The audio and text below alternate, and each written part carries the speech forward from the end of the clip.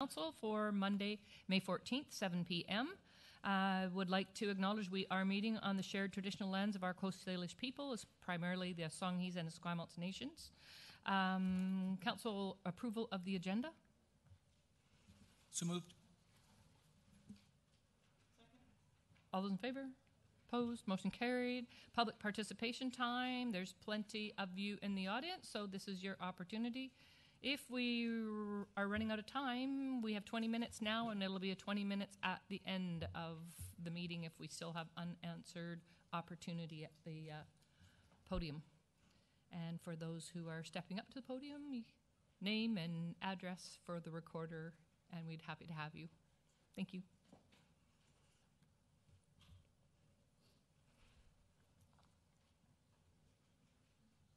Don't be scared, there's not another hour and a half coming. Good evening, Your Worship, Council. Lovely evening to be here. Mark Holland, 340 McCleary Street. I'm from Nanaimo. I'm here speaking on behalf of the group of landowners and stakeholders who have been working with you on the OCP. I'm just here for a few minutes. I have a memo here to submit to you that I wrote this weekend in response to the staff report on the presentation I gave 2 months ago. Just a few thoughts on it. First off, thank you for taking March 19th seriously. We had no idea how it would be taken, and we really appreciate that your staff and yourselves dug into this. It was very gratefully received, the amount of work and effort that went into it. Also fantastic to see some numbers on development capacity and a few other key pieces of an OCP there that have come forward now, which is really great. Thank you for that. Just a few short, I'll just be here for a couple of minutes, just a few short things to mention. Just a little bit on the planning process, a little bit on the consultation process, a short discussion on zoning and DP, and then the final two of site adaptive planning and fire safety, which have come up. As I noted on March 19th, you're still in the consultation process right now. The OCP process, the consultation process did not end when the first draft was in it. You're still in the middle of it. As I noted there, you're probably half to 2/3 of the way through it, not as in by how it should be, but by how the process is actually going to unfold. Since your draft first came through, it's been 6 months already, and we still have quite a ways to go. So my observations on the process are important is that we've got a long ways to go. And so the ethics and discussion on consultation and the issues that applied to the brainstorming sessions before the plan was written still applies now. And so I have a few comments to make about that one. The first half of brainstorming before the plan came up is obviously quite good. I think I made that very clear. It was quite exemplary. An enormous amount of money and time was spent. Dialogue is a first-class team. They're my first call on lots of projects, and they did a great job. And I think the engagement results speak for themselves on that. The second half here, not so much. The issue here that I want to raise is building an OCP is like having a home built. You can imagine how the home would be built if we spent a whole lot of time coming up with a full list of ideas that anybody in the family wanted to have. We might set a budget, we might not, but it's a big long list, and we spend an enormous amount of time cutting pictures out of magazines and coming up with a big long list of everything that we want, and then we hand it to the builder.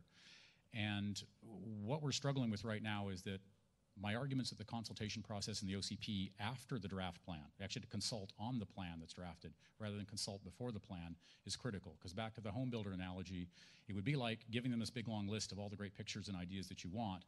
Then they go away, they don't show you the building plan, they go and build the building plan, and they give you the bill.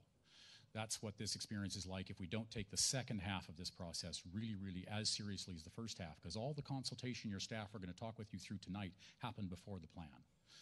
What we're discussing now, and the question is how are we discussing it, is now happening on the plan. So as you review and think about where you take this OCP, there's an enormous amount of work to do on the plan because of the big long list of consultation happened before the plan was written. So your neighborhoods and your communities don't actually know much about what's in the plan. Almost no public information sessions, no public meetings, very little information has been let out about the plan. It was released, but your OCP committee was the #1 point by which everybody was supposed to talk to this plan. It was disbanded 1 meeting after the plan was released. We, as the landowners, myself in this case, but all of us representing some of your biggest landowners, some of your biggest taxpayers, businesses, women and men who build homes you live in, were actually forbade to talk to your staff. In 25 years of education and practice, I've never seen that happen before. So the interaction and the conversation that's been happening after the plan was drafted by your staff and some consultants has been really struggling, and that is what's creating the antagonism in this process. It's entirely unnecessary. There's an enormous amount of free energy, excitement, commitment to work with you on a line-by-line review of this to fix this up.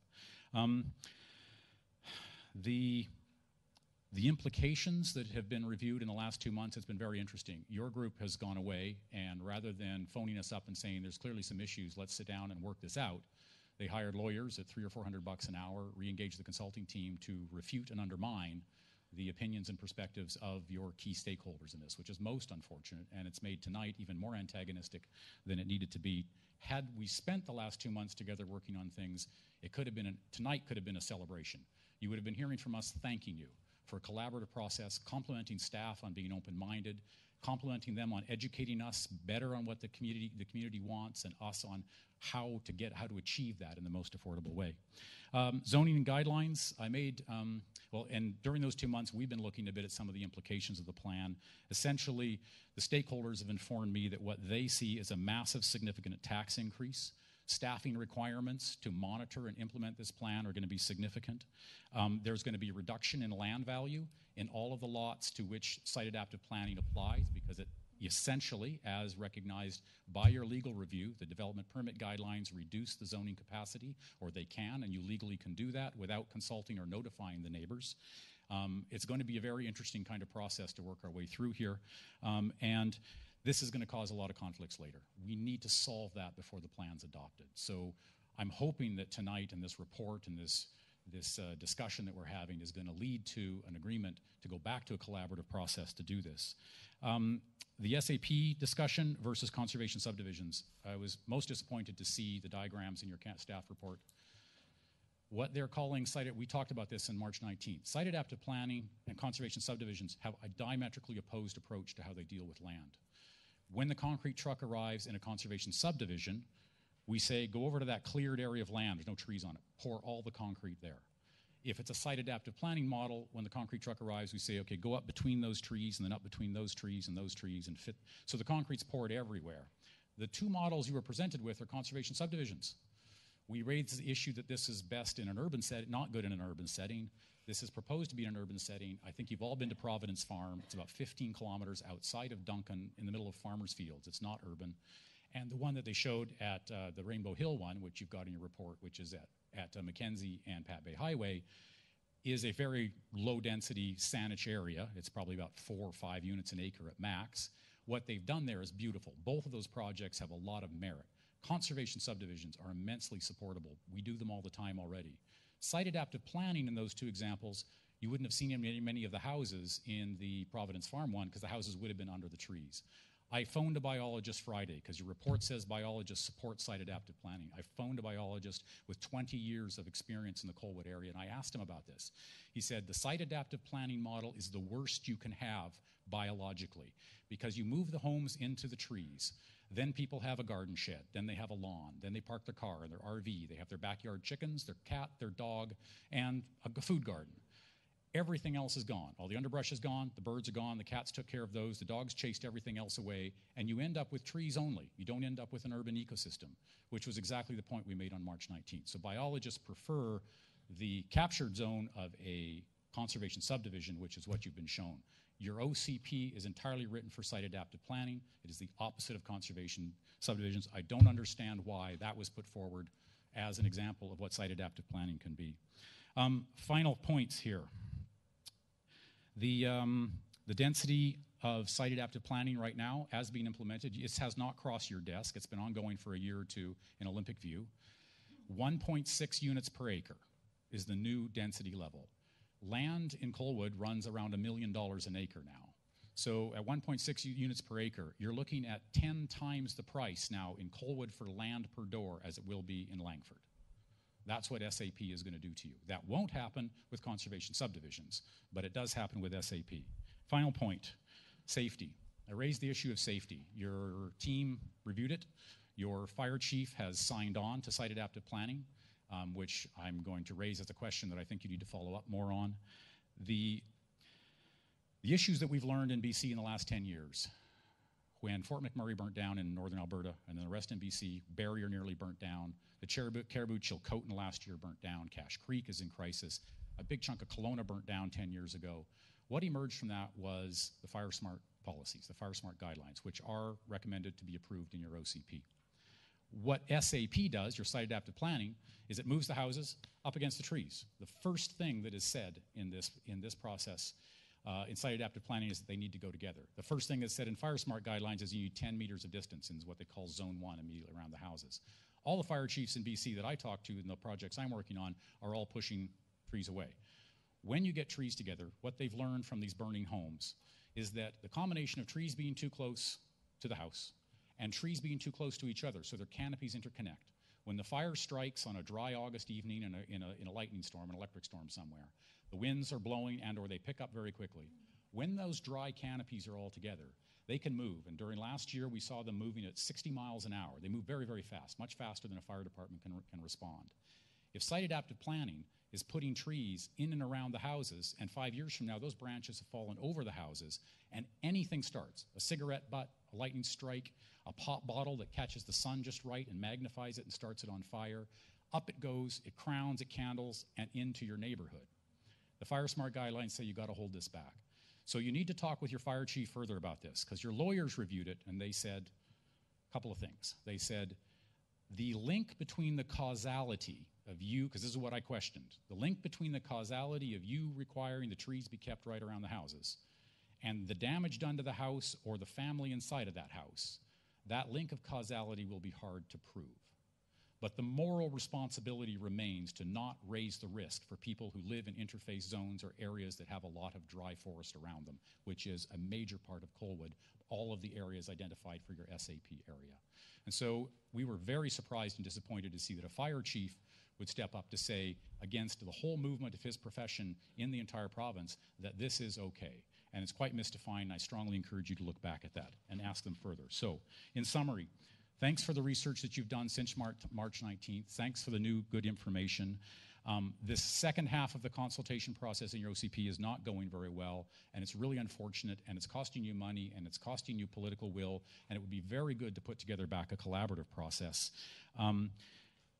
There's been no real public meetings on this plan. All the public meetings were before the plan. Most all the public meetings have not happened after the plan.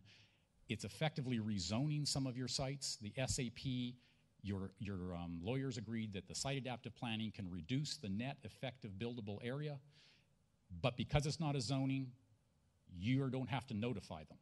If it's a zoning, you have to notify them. So when you come back to update your land use bylaw, then you'll be telling them that now their land has effectively got reduced development potential on a case-by-case basis, depending on which trees staff want to save. Stakeholders have been forbidden to talk to your staff. So we're here under the lights with the media in the room and the cameras running when all this should be happening in a collaborative way with shirt sleeves. You're not being shown SAP, you're being shown conservation subdivisions, so please change the process. We invite you to work with us again on a section-by-section basis with the experts who are here for us to be able to deal with this. Thank you. Your Worship, if I could, to clarify, we have not received any direction from Council not to speak to stakeholders. To which? Staff have not received any direction not to engage with stakeholders. Period. Oh, I didn't hear that, Mark, if you would mind just letting staff. Just like to clarify that staff have not received direction from Council to limit discourse with any stakeholders involved in the Fishing Plan process. And I took your... On the workshop before that triggered the March 19th COW workshop, we agreed, we came to Council. Councillor Nault, sitting right where you were, Councillor Nault made a big scene about no behind closed door meetings. And then when I challenged him at the COW workshop, he said you had all agreed. So we've been respecting your goal. We have not gone to staff. I think it's still an open process, Mr. Holland.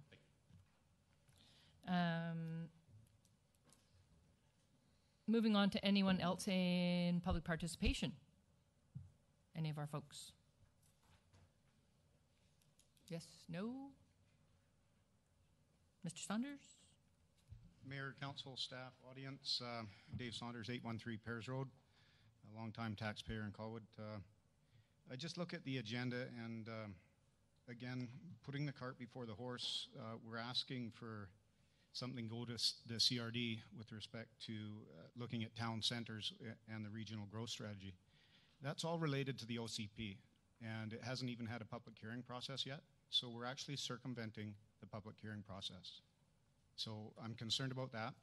I'm really concerned that we've already circumvented, as a city, the public hearing process with respect to site adaptive planning, and I really don't even understand why we're discussing it here this evening when it got adopted at June, behind closed doors, in camera, by the city, and already being implemented against development that has existing zoning.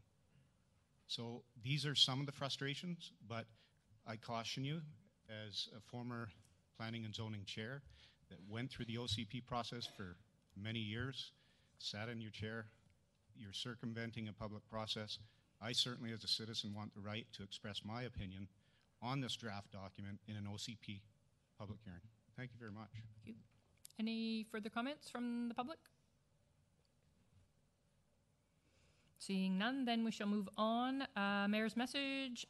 Just to note, I had the pleasure of attending the women's sevens rugby on Sunday, and there was quite a number of folks there enjoying the weather and a tremendously entertaining form of rugby in the format that they have there. So if you get a chance, I understand there's one more go around in a 5-year cycle for that to happen. So maybe next year, if you can get there, it's well worth it.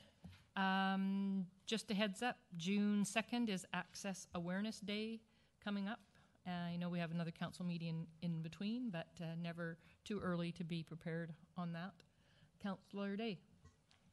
Thanks, and I just wanted to remind everybody that in conjunction with Access Awareness, just making sure I have the right date, June 7th is the community picnic with the Intermunicipal Advisory Committee on Disability Issues.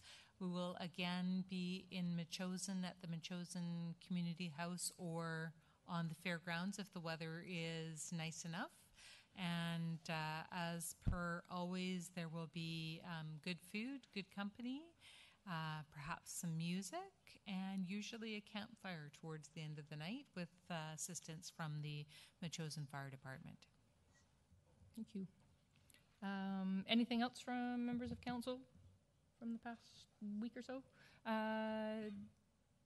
Sandra, I did make mention on committee of the whole for our 2 winners of our neighborhood day. Did we manage to get in touch with both of those? Yep, we did.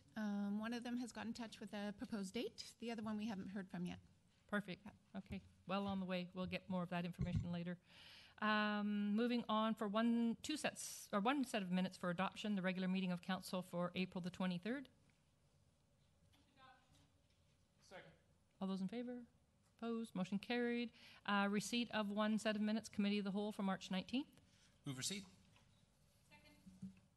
All those in favor? Opposed? Motion carried. Moving into correspondence, we have a letter from resident Brenda Lane. Brenda, are you here? Brenda, if you would like to come and did you want to present or say anything to us in regards to this? If you could come to the microphone, please, that would be wonderful. Sorry, I think that the documentation that I provided summarized everything very well. Hopefully you had a chance to review it, and that I respectfully request that you reconsider and have a full vote with full council. Okay.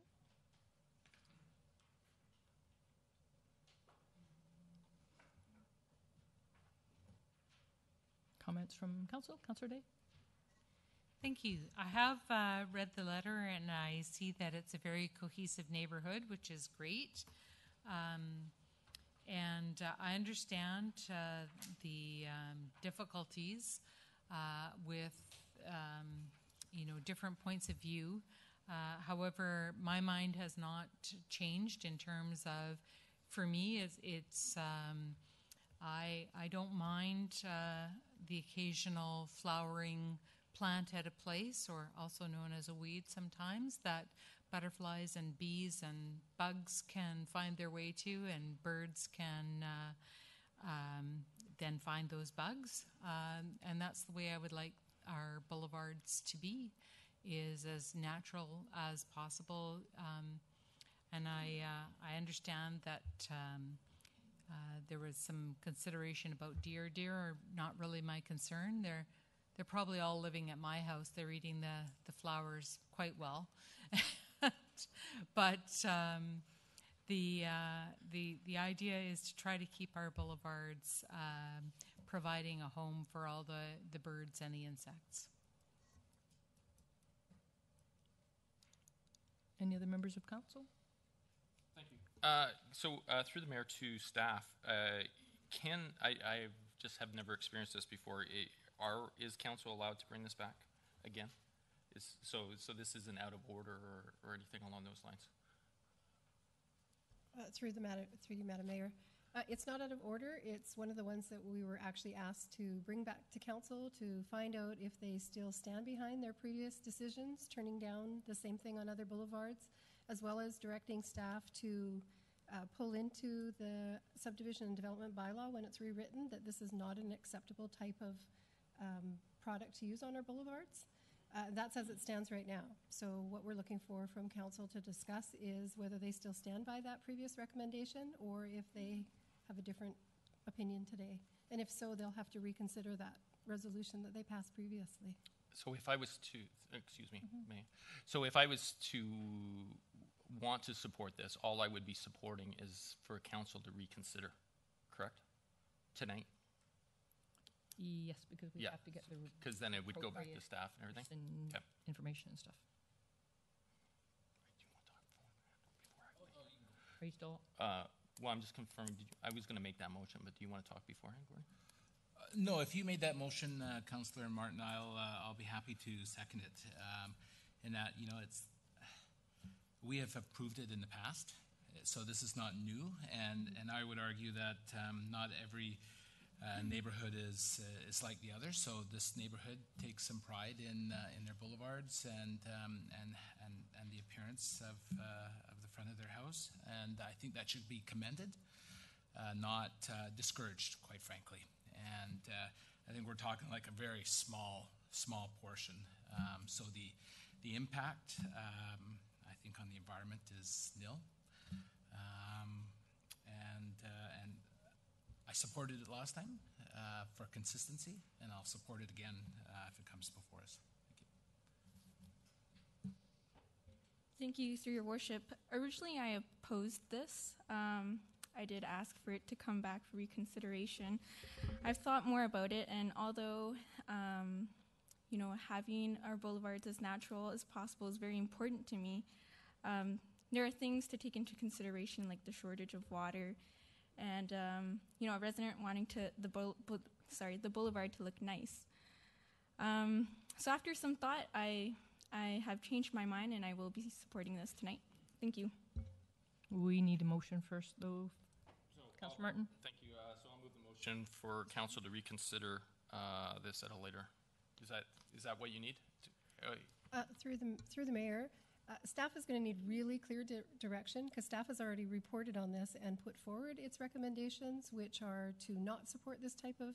So if council is referring it back to staff, we need to understand what it is that we're reporting back on without just coming back with the same recommendation, which is not to support it. We need to know a little bit more about what staff council is looking for from staff. Maybe we're reconsidering whether it stays or should go. Yeah. Well, sure. We can. I struggle with how you would want me to write that motion because obviously I've supported this since day one, so I'm not sure what the changes would have been with the councillors who chose not to support it in previous that I would need to add to the agenda. So I'm not sure what I would be doing to add. Staff. Sorry, through the chair, the simplest way to address this would likely be to simply rescind the previous direction given. So staff are bound by a council direction, and there was a council direction made in 2016, I believe, to not allow this. So the simplest way for council to revisit it is to simply rescind that previous motion. I will do whatever staff wants me to do. If I can just clarify through the chair then, though, remember you're rescinding that citywide. That resolution is citywide, and so rescinding it means you're rescinding the direction to not allow it citywide. What, Right? It's not specific to just this are we- property. It's specific, that resolution to not allow this type of surfacing applies across the city. So if we're going to rescind the previous resolution to not allow it, then that applies across the city. So I want to go back to June, I think it was, of last year or early July, just before our summer break of council, when the specific property came up with that, and council of the day, or at that time, who were present, it was a tie vote, and so it failed based on that particular circumstances. And as I'm hearing that there's been one potential council member who has been provided with further and new information that would give her the opportunity to see things in a different way. So I think that's the resolution we're trying to get to, not necessarily the full-on one citywide, because we will have folks, I'm sure, as the drought system gets further entrenched in our community, that want to have options, yet to have an alternative than just brown sticks and stones, and no bugs will live there anyways. If I may then, Madam Mayor, what I'd like to suggest then is that the recommendation be very specific to this very specific property, and then the other resolution is left to stand throughout the city. So you have to word your resolution specific to this property. See what I mean? Yeah, I see what you mean. Now, sorry, can I clarify? Because I'm confused, believe it or not. Are we just rescinding tonight, or are we with a staff recommendation coming back to a council, or are we just moving forward and we don't care about what council said in the past, or excuse me, staff have said in the past, so that we don't need a report moving forward? Through the mayor, this resolution tonight will supersede any resolution specific to this property. You don't have to go back and rescind the specific resolution that denied it. Yeah. The other resolution we were referring to was the one about changing the bylaw that governs this to not allow it Right. in the city. That would still stand if that's not your intent to change that. It is So not. tonight you would just pass a resolution related to tonight's request. That will, if it's different than the previous, will supersede the previous. Motion to reconsider this property. Okay, I will make a motion to reconsider this property, whatever the address is. Thank you. Did you hear that, Marcy? Further discussion from council. I have Councillor Day and then Trace. Thank you. I do understand that this is a small area, and I'm not unsympathetic to the homeowner, but I really feel that it is a slippery slope. So my concern is for the attitude. I'm seeing more and more synthetic lawn surfaces being put up, and one of the considerations with those lawn surfaces is the lack of cooling that they provide. There's a whole host of issues that arise, not necessarily from this one specific location on Sewell Road, but citywide. I would really hope that we don't become a synthetic Colwood. You know, I feel like I'm going to look like one of those turtles in the plastic dish with the little plastic palm trees sticking up. I do feel strongly that there's some very important uses of those areas, even some that are pictured in the report here tonight, of boulevards that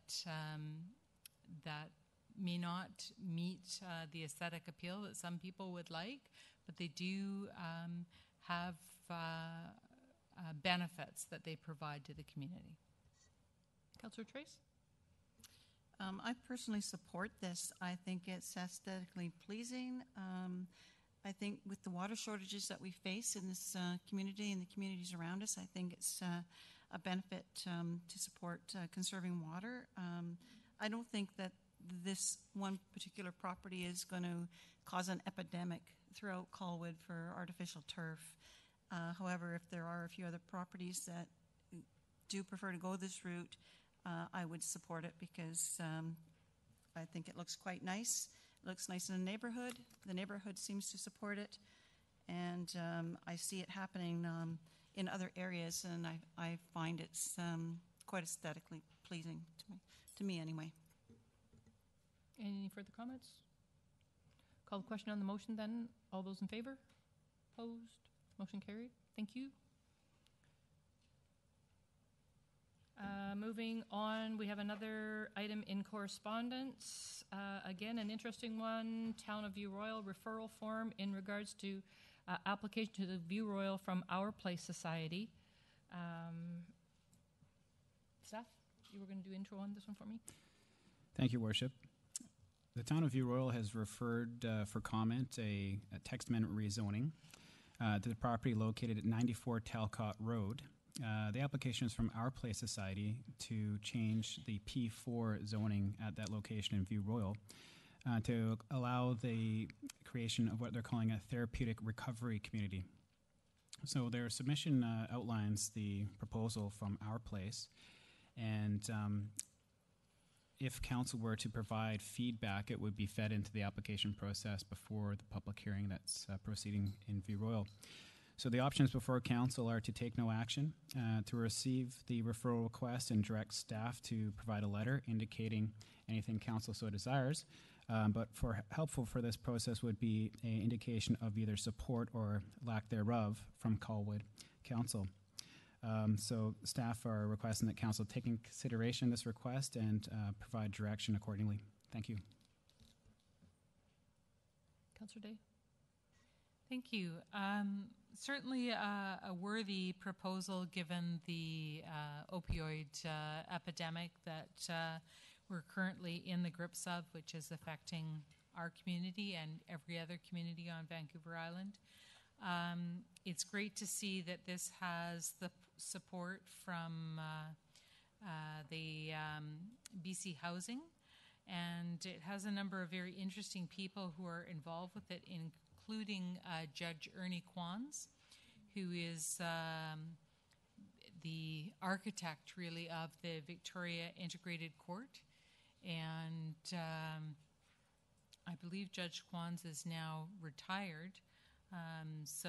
But his name does mean a great deal to us at the Victoria Family Court and Youth Justice Committee. He has attended our committee, spoken to us about the issues that he encounters with people who are repeat offenders within the system.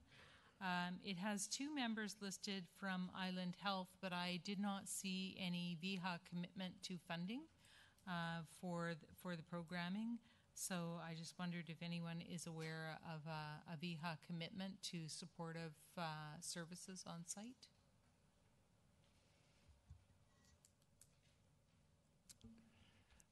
Apologies, Madam Mayor.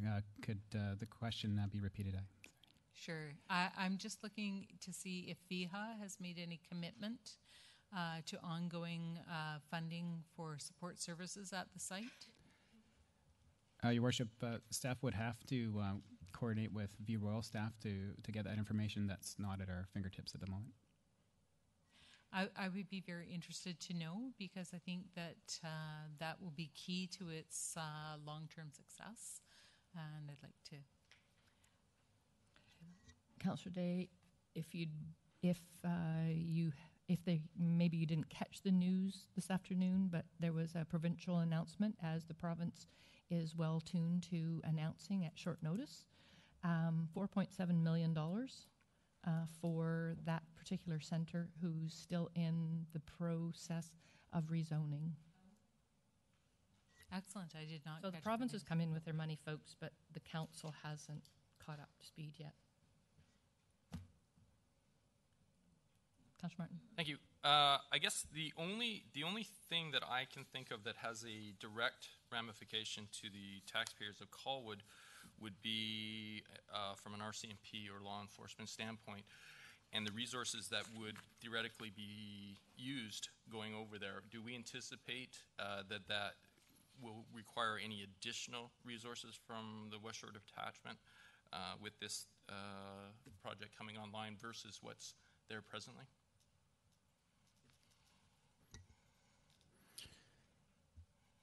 Your Worship, I can't answer that question with the information before us. I can say from reading the proposal and speaking with View Royal staff, the intention is on a societal level that this operation reduce the burden on the police. The program has been successful in other jurisdictions in terms of breaking the cycle of homelessness and recidivism in the criminal justice system. So. May? Yeah. So just as a follow-up, is that something that staff could actually follow up with View Royal staff to see if they've done any financial analysis regarding that? Certainly. Thank you.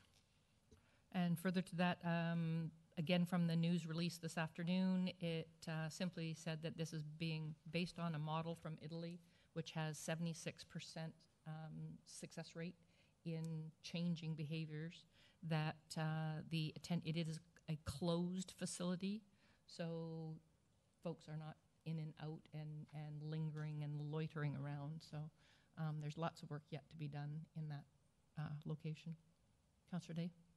I just could add that from the police resources who attend the Family Court Committee, what we certainly have heard a great deal about is the lack of places to take people.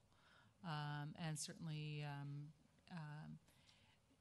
it's very, going back to 2006, we've been talking about studies that suggest that when people are ready to make a change in their lives, there needs to be a program ready to receive them. And the biggest problem has been a lack of a program that is readily available. Thank you. So specifically, do you need a resolution from us or just a motion of support that we send a letter back to View Royal, or is it going to our place? The letter would be going to View Royal Council. So staff can take the questions as direction to report back to council separate from that process in terms of sending a letter of support, or this decision can be deferred until that information comes back to Colwood Council. And they needed it by the end of April, so we're still in. View Royal staff tell me that we were unable to achieve the referral deadline. However, if Colwood Council provided some comment, it would be going to the process before their public hearing. Okay. So any specific comments aside from Councillor Martin's reference around police cost? I would certainly support having services. The biggest problem that I'm aware of within Colwood and other areas is a lack of services. So supporting services.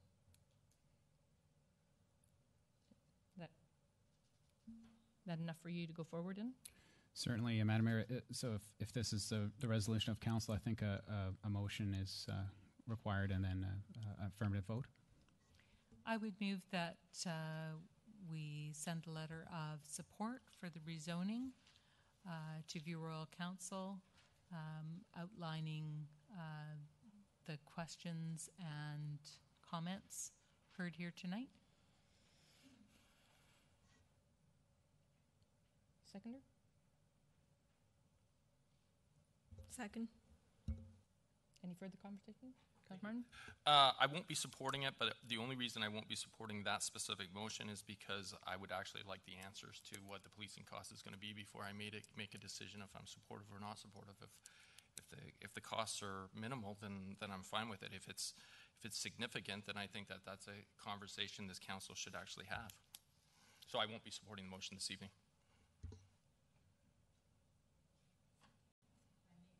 Yep. Sorry, just in my capacity as Chair of Protective Services as well, It's been my understanding that this would be something that would target those prolific offenders who take so much time. So I think the effects are likely to be positive. Any further comments? Call the question on the motion before us. All those in favor? Opposed? Motion carries. Thank you. Planning and land use, item 6.1.1, memorandum from Director of Planning in regards to the draft official community plan. With you. Thank you, Your Worship. And I'll just highlight that my introduction, I'll try to keep it brief, and we've also brought Alison Mewett, a landscape architect, to speak to the issue of site adaptive planning and offer herself available to answer any questions council may have on the subject. The memorandum before you addresses criticism regarding the draft official community plan brought forward in a presentation made to the Committee of the Whole on March 19th, 2018, on the behalf of the Colwood Community Stakeholder Association. It summarizes comments from city staff, project consultants led by Jennifer Fix of Dialogue BC, as well as the city solicitors. The presentation made by Mr. Mark Holland to the Committee of the Whole included critiques of the draft OCP and process that led to its creation. The seriousness of these statements, as well as a number of inaccuracies with respect to their apparent stated basis for being made, have led staff to compile this response. That being said, staff are respectfully taking into consideration the content of the submission as input on the draft OCP, and wherever possible, looking for opportunities to develop potential improvements stemming from it. Following my brief introduction, Council will have the opportunity to hear from Alison Hewitt, as I mentioned, a landscape architect, about site adaptive planning. So once again, I'll try to keep this brief. I think the memorandum is relatively self-explanatory, so I'll restrict my comments to the following key points. The submissions from the project consultant and the Colwood staff attached as appendices B and C lay out a rebuttal to the criticisms regarding process and public consultation. Throughout this process, the professionals working on behalf of the city have stridently adhered to standards in both of these areas, and we strongly disagree with statements made to the contrary. The OCP planning process was built on a foundation of robust background research and analysis, and involved 3 distinct stages that were planned and carefully executed according to planning best practices. Community engagement activities were guided and adhered to according to the IAP2 principles of meaningful public participation. The record of public consultation, both pre and post draft release, and the draft's OCP's clear connection to the themes that emerged from it and subsequent iterative changes speak for themselves in proving this out. With respect to the many legal concerns that were raised in association with the draft OCP, in the presentation, staff submit that the analysis of the city solicitors attached as Appendix D. To summarize, it states that these concerns are not supported by understanding of pertinent legislation or case law. I'd also note that in addition to what the city lawyers have provided, the conflict between design guidelines and engineering standards is in and of itself not problematic. As suggested in the presentation, for example, a development permit can be used to various subdivision servicing standards, so the suggestion that this conflict might be problematic isn't very compelling. Rather, design guidelines can be used to inform variations to the bylaw standards, just as OCP policies can be used to inform future zoning changes. Staff's memorandum also addresses criticism of site adaptive planning and how it's selected as an approach to greenfield and hillside development. I'll leave comments on site adaptive planning to our guest, other than to say that it was identified early on as a means to address the ongoing challenge in Colwood. That is, that greenfield site plans often depend far too heavily on blasting and retaining walls rather than working with the natural topography. I characterize this as a challenge based not on my own opinion, but that of the residents of Colwood, engaged through the OCP process, who very consistently asked for hillside development to have less of an impact on the natural environment. As stated in the memo, site adaptive planning is an approach already practiced by local developers working to construct suburban development while protecting important elements and functions of the environment. The memorandum before you, excuse me. The memorandum before you also addresses wide-ranging critiques made in the March 19th presentation in the areas of increased development costs, relationships with landowners and builders, as well as specific responses from the project consultants on housing, affordability, and due diligence relating to growth management. As I've mentioned already, these sections are largely self-explanatory. I'll end with this introduction, such that Council has the opportunity to hear from Ms. Hewitt, and ask any questions you may have. Staff's recommendation is to simply receive the memorandum titled Response to March 19th, 2018 Presentation to the Committee of the Whole for introduction. Thank you.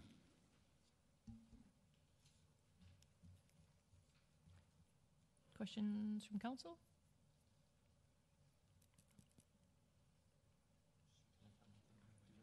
Pardon?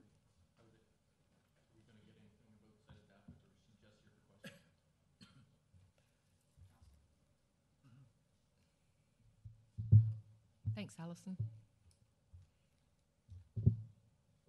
Madam Mayor and Council, thank you for allowing me this opportunity to speak.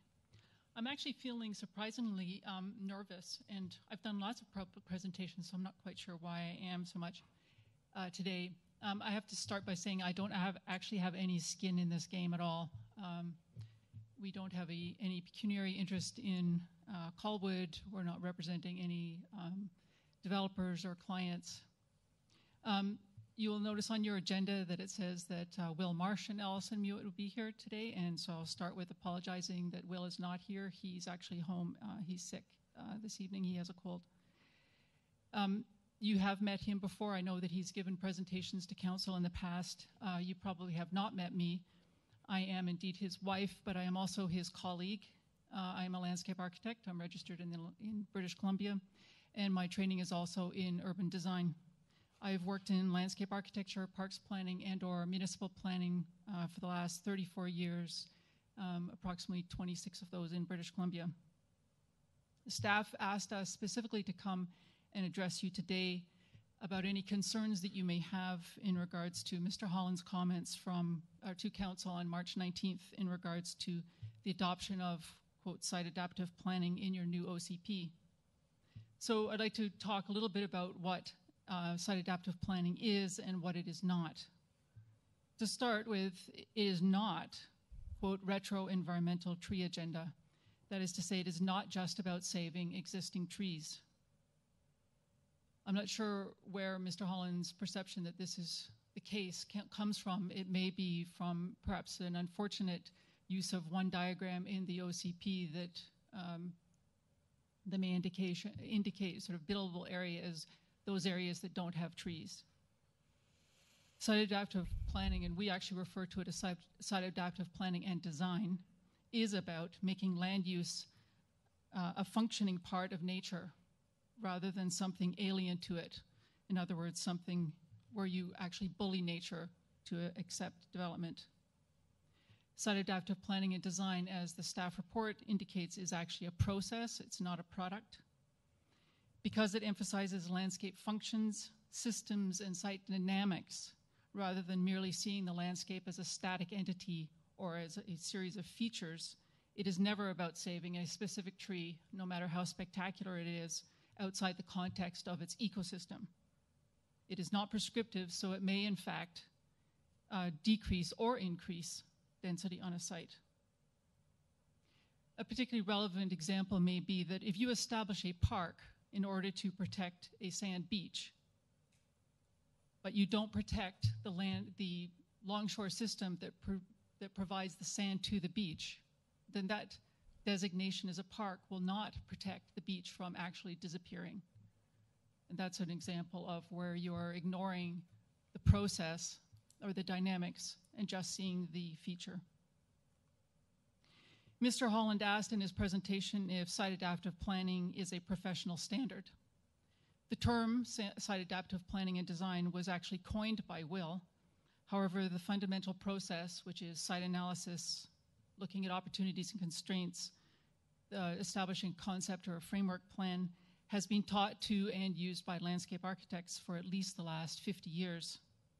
Perhaps this is what Mr. Holland was referring to as conservation planning. I'm not sure. It is the basis for all planning and design work done by landscape architects.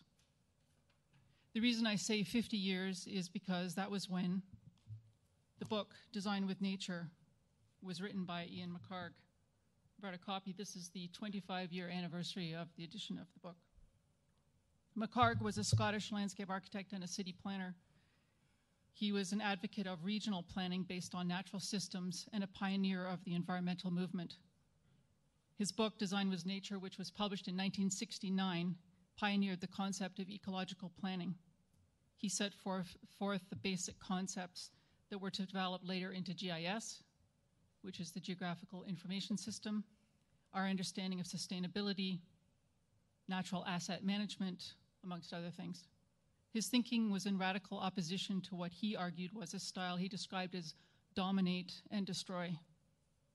McHarg also brought community values into the game, that is, giving aesthetics, recreation, wildlife values, as an example, equal billing with things like drainage, soil stability, and cost. Design with Nature continues to be one of the most widely celebrated books on landscape architecture and land use planning in the world. And this brings us to Mr. Marsh and his book, Landscape Planning, which I also brought a copy of with me today. It is referenced in your draft OCP. I know that you've met Will before, but just as a cap, he's taught earth sciences and landscape architecture for 40 years, including 16 years in the School of Architecture and Landscape Architecture at UBC.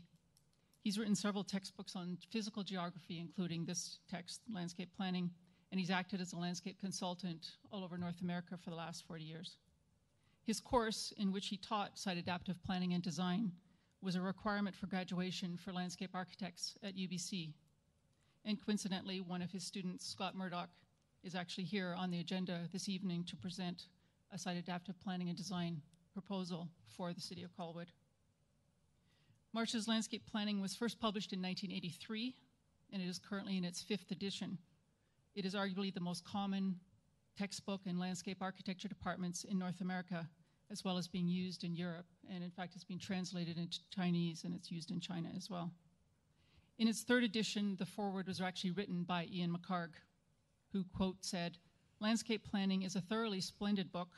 It could well be described as how to design with nature. I commend it to your attention." Site adaptive planning and design, although perhaps with a different name, is the professional standard, at least for landscape architects.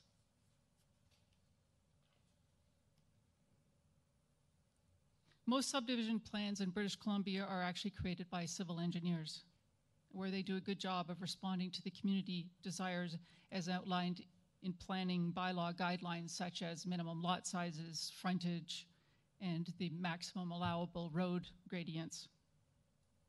However, I would argue that they do not adequately address other community values, and this is where your OCP comes in. By requesting site adaptive planning and design in the OCP, the citizens of Colwood are saying what they particularly value, and what they value are environmentally sensitive areas, steep slopes and rock outcrops, and shorelines. When I read the OCP, what I see is that specifically they wish to see development that leaves ESAs intact and, more importantly, functioning, and in some cases that may mean leaving standing trees. They want to see development that does not require significant leveling of rock outcrops and steep slopes, and in some cases that may mean leaving trees standing. And it also means that they want to see development that does not disrupt the longshore system on the coastline. I think finally what I like to do is just to remind you that there is some compelling evidence that using site adaptive planning and design, and perhaps what Mark has referred to as conservation planning, is actually good for the community. What it means is lower infrastructure costs. So that means for you, the municipality, lower costs for maintenance and replacement in the future. And based on 40 years of study and empirical data from a project called the Woodlands, which was designed by Ian McHarg in Texas, it results in significantly less stormwater runoff during 100-year storm events, substantially lower pollution loading, lower levels of forest fragmentation, lower land surface costs or temperatures, and higher walkability and pedestrian access to open spaces. certainly open, if you'd like at this point, Madam Mayor, to answer any questions. Thank you. Anyone for council with any questions to Allison? Staff? Councilor? Through the mayor, can you tell me what municipalities are presently using OCP, or excuse me, site adaptive planning in their actual OCP? As far as I know, no municipalities have specifically identified using site adaptive planning and design and reference landscape planning. How many of them use, quote, conservation planning, or ecological planning, which is primarily the same, with the distinction that I think the particular gift of Will's approach is that he's looking at the dynamics of a site as opposed to features. Lots of municipalities refer to features. A rock outcrop is a feature, but when you're looking at a dynamic, what you're looking at is the hydrology, for example, the micro-hydrology of a particular site. And I think that that's the shortcoming of most, quote, ecological planning or conservation planning, is that it doesn't necessarily look at the dynamics. So, okay. Few, if any. Thank you. Second question I have for you, Mr. Holland, during public participation, mentioned about the trees and about fire. How does site adaptive planning address that issue? That trees should be close to homes, trees should be 10 meters from homes. How does that get addressed? I'm not sure where Mr. Holland gets an idea that site adaptive planning and design suggests that trees must be close to housing. That it's not prescriptive. It's very site specific. And as I say, it is most assuredly not about protecting existing trees. It's much more about protecting existing site functions. Okay, thank you. Councilor Logan? Thank you, Worship. There's a lot of discussion earlier about conservation subdivisions versus site adaptive planning. Can you speak a little bit more about the differences, just so I can understand what the difference between the two principles are? Actually, I don't really know what conservation planning is per se. I could hazard a guess. Right. And I think that the main, perhaps Ian could speak to it, but I think the main difference is that site adaptive planning and design is very much about the functions of the site, so that you understand when you're doing a site analysis, you're not just looking at features of the site, but you're actually looking at how the site functions. In this part of the world, there are two main things that drive all landscapes. One is water, and the other is wind. On the shore, it's wind. Just about everywhere else, it's water. So it is paying particular attention to the hydrology of the site and the micro-hydrology. As an example, it's very common, and I know that one of the things that your OCP corrects, perhaps, is that it requires that developers provide fairly detailed topographic information on a site. If you're not looking at detailed topography, then you are going to miss the micro-hydrology of the site, in which case the chances are very good that you're going to override it somehow in the design. So, that's an example, and I think it's a very good example of how your OCP is addressing the functioning of the site.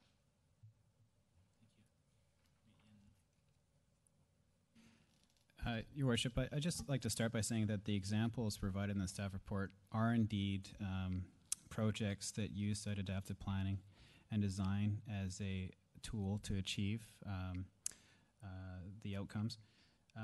You could argue that the result is a conservation subdivision in terms of the development protecting critical natural features, but the point in including them was that these are local examples of projects that have successfully used site adaptive planning as a process. And once again, I'm emphasizing that's what we're talking about as opposed to a product.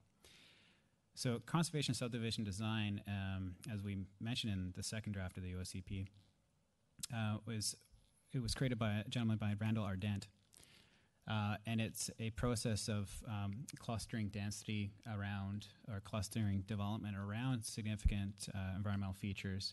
And there is quite a robust and a well thought out practice towards doing that. I was lucky enough to attend a multiple day workshop put on by Mr. Ardent several years ago. And I'm struck now in recalling that experience that the process to get to a conservation subdivision is essentially the same process as the site adaptive planning process. The difference being, as Ms. Mouet stated, the functions and the processes of the site on an ecological level are looked at more carefully in a site adaptive approach. So that's a brief answer to your question. So just a point of clarification, perhaps, just so I understand clearly, with the site adaptive planning process, does it mean that there won't be some blasting or won't be some vegetation removal, just that there's some greater thought and respect in terms of the impact of the vegetation and the rock and whatever the site has to offer on the surrounding environment? Is that a fair? I think the key is that your community needs to determine and does say in your OCP what it is that you value.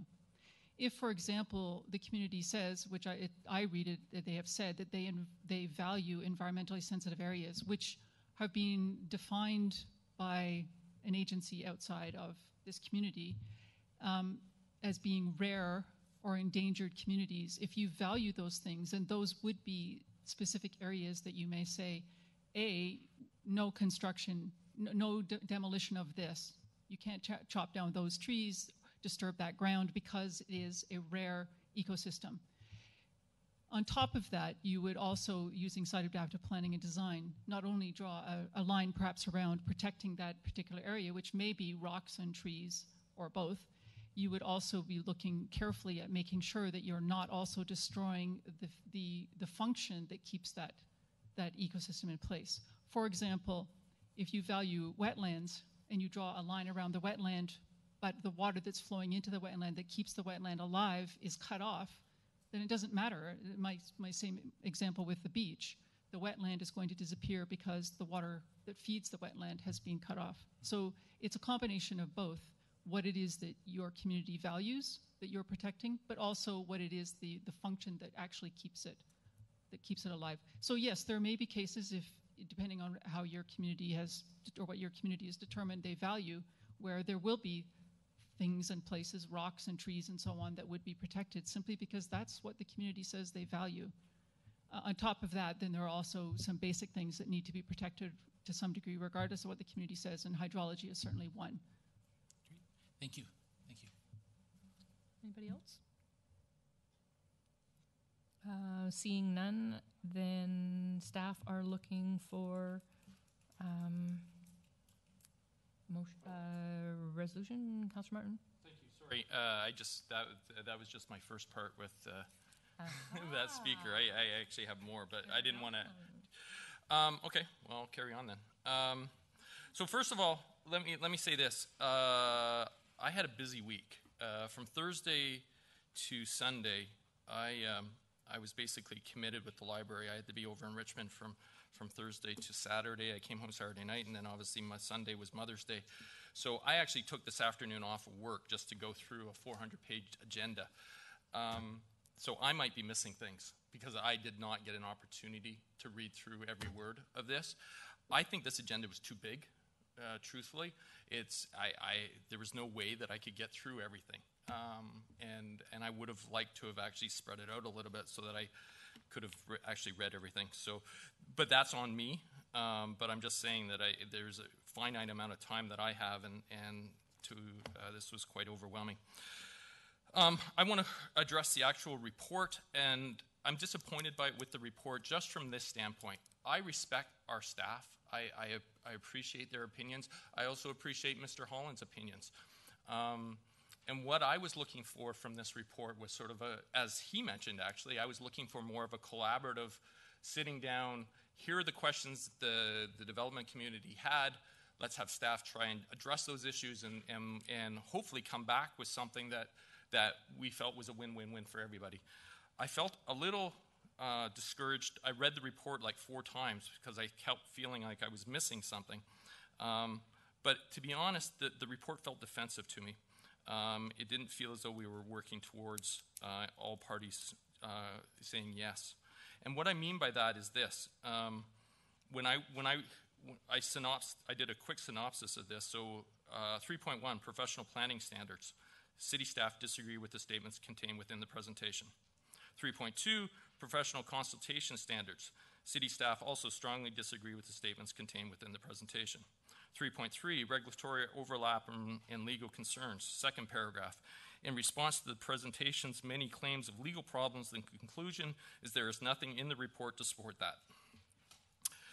3.4, site adaptive planning, second line. Staff disagree with the descriptions and offer the following response about it. And we've just heard a little bit about site adaptiveness.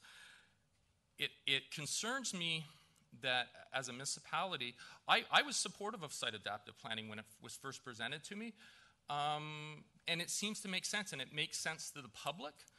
The problem is once you start getting into the weeds and you start hearing back from the local developers and their concerns about it, it raises some red flags for myself.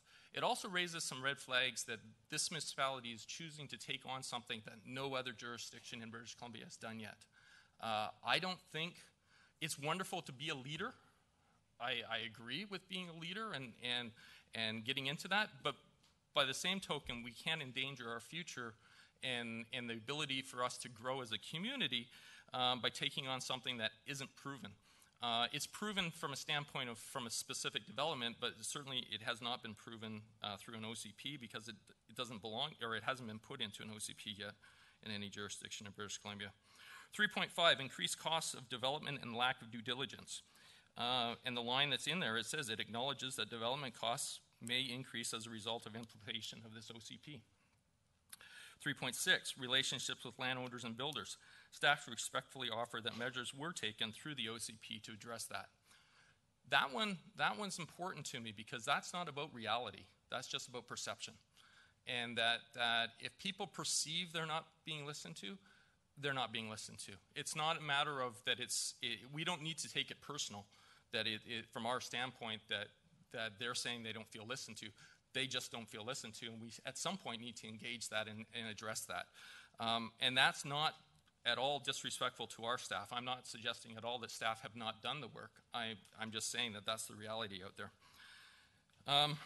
My point to all this is, again, I didn't talk to Mr. Holland, but it's very similar. I would actually support that this council actually move towards instructing staff to work with the development and landowners and to actually clarify these questions versus just sort of a disagreement and saying we just don't agree with their perception on it. The problem with that is because I respect Mr. Holland and I also respect our staff, I'm left with trying to figure out what's right, what's the right answer. And I'm struggling with the right answer because there hasn't been anything presented to me that tells me one side is way off and the other side is really right. There's something in the middle there, and I just feel as though there needs to be that consultation so that we get that and so that this community can work hand in hand together. Believe me, I know people in this community want to have a healthy, wonderful environment, but by the same token, they want to see this city moving forward. I cannot tell you how many times the cheapest shot each one of us gets at council is, when is that hole on Whale going to get filled, right? Like, people want to see development. People want to see stuff growing. And so, let's make sure that we have something in place that allows that. So that's where I'm coming from with this. I would eventually, but I do want to allow other people to have the conversation, but I will actually be moving that motion at some point if I can get a seconder. Any other conversation? Councillor Day? Thank you. It's always difficult. There is a certain tension between the community and development. And I think to pretend that there isn't is to not acknowledge the elephant in the room. But there are cost savings to be had for both of those sides through site adaptive planning.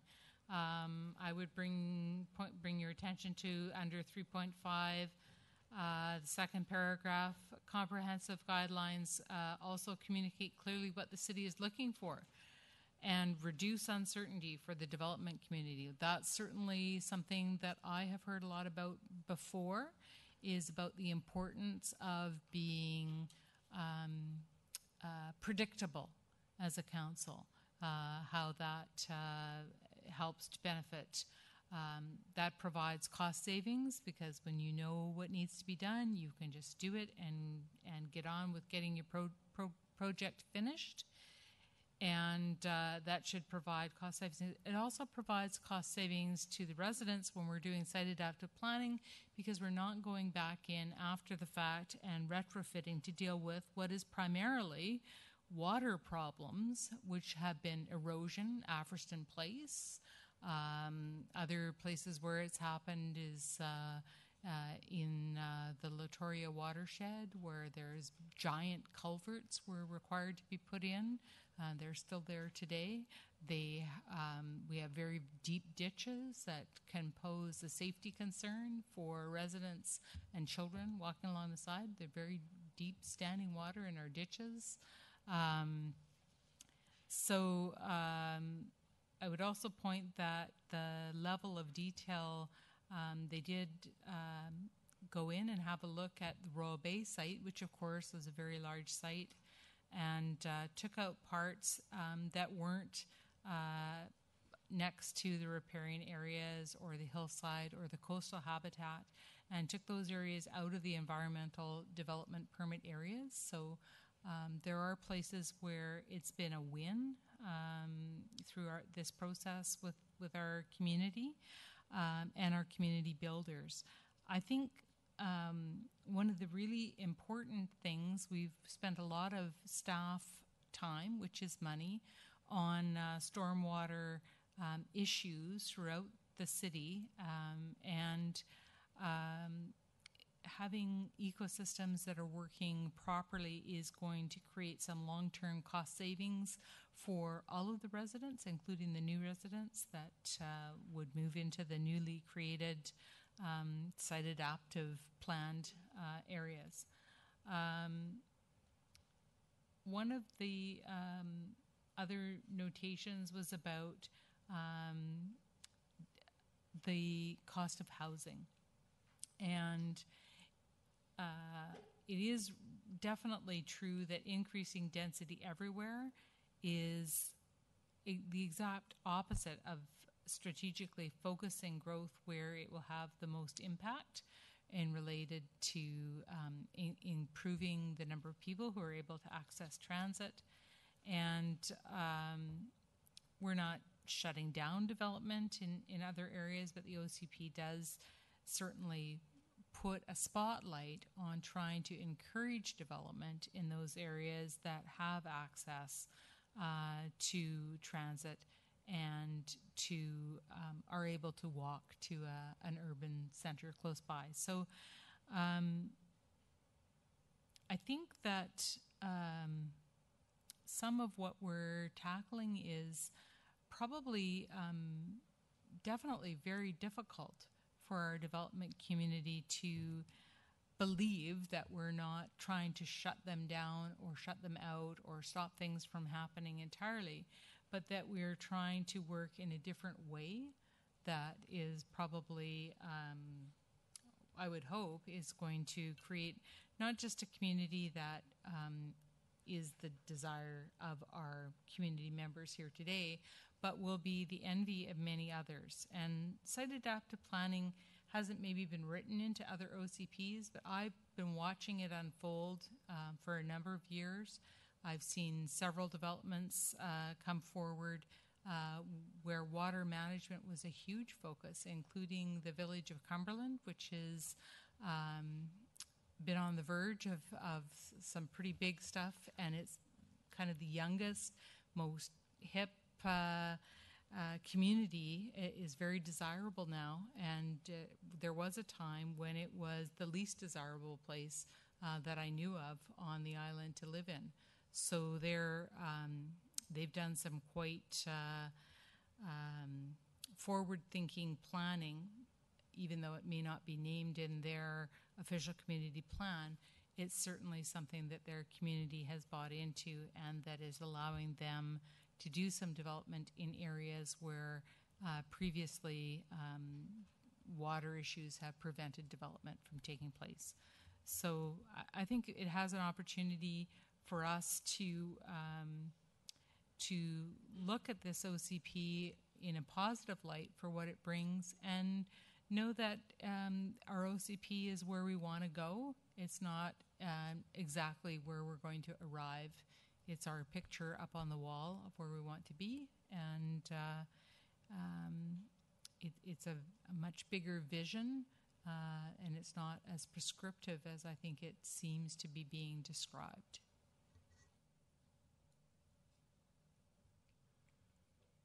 Any further comments? No, I'll make my motion. Yep, might as well, and then we can Thank get you. that. So I would like to make a motion to instruct staff to work with the development land communities, through the developers and landowners through Mark Holland or his organization to create some collaborative answers to the issues brought up of the March 19th, 2018 presentation at the Committee of the Whole. Sorry, can you repeat that? To do what? Certainly. My motion is to instruct staff to work with the development landowners, through the Mark Holland organization, I don't know if it's him or somebody else, to create some collaborative answers to the issues that were discussed on March 19th, 2018 Committee of the Whole presentation. I'll second that motion. Discussion then, Councillor Day? So unfortunately, as much as I would like to work collaboratively with the developers, I find that motion difficult to support because, looking for collaborative answers seems problematic in the way that the questions were phrased here tonight. It seems to me that we've given some pretty clear answers, both to legal questions that were raised. There has been an examination, and I don't feel that the community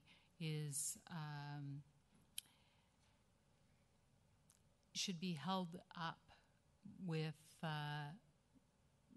special interest groups being given a special ability to have input that everyone else doesn't have. If more input is needed on the official community plan, let's have more input on the official community plan. Let's have some public meetings or do some things where the community talks it out. But we're putting staff in the crosshairs here when staff is generally following what the community is wanting. And the community includes development. It doesn't exclude them. Councillor Joyce? I don't know if I'm mistaken or not, but from what I heard earlier from Mr. Holland was he's promoting more input from the community. I don't know if I understood that right, but that's what I sort of perceived from what he said.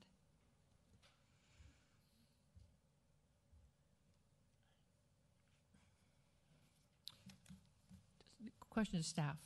So I'm looking at this, as a part of the ongoing process. We are working towards coming up with that second draft that we can take through and start building up a public hearing and all that goes with all of that. Is there an opportunity to sort of distill this, the remaining bits of things to be able to be looked at kind of in time as we're moving along with that?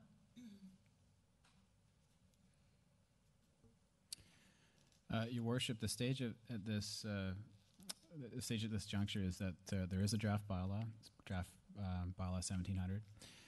It's at the first reading stage, so staff is working towards bringing back that bylaw for consideration of second reading.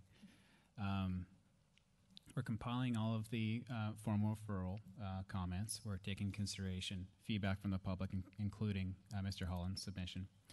And right now, our working timeline is to bring that forward to the March 28th council meeting. That is dependent on a lot of pieces falling into place with respect to referrals and whatnot, but that's what we're working towards.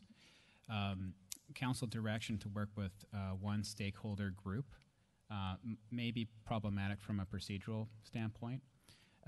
The bylaw process requires that information that is going to be conveyed to council be shared in a public way with respect to a draft bylaw. So if council's direction was for staff to work with a specific stakeholder group, we would likely be looking at what the procedural implications are and reporting back to council potentially what needs to happen in terms of the bylaw process to make that happen.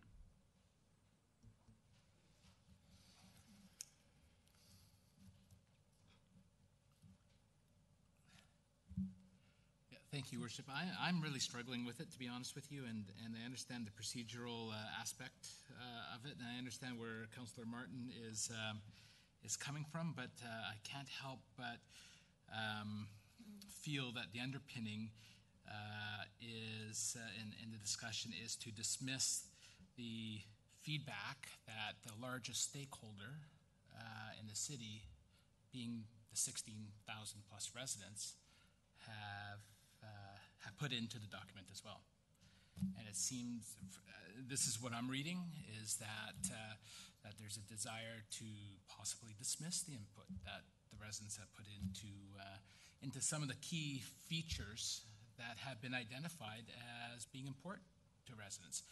And so and that part I have a real issue with, you know, so there's been a lot of discussion about what's wrong, what could be worded differently, but we haven't had the discussion about what is really good about the document and what this document really accomplishes. And there also isn't, we haven't had the discussion about the challenges with the existing official community plan and the roadblocks that it has brought to us and some of the difficulties that it's caused us.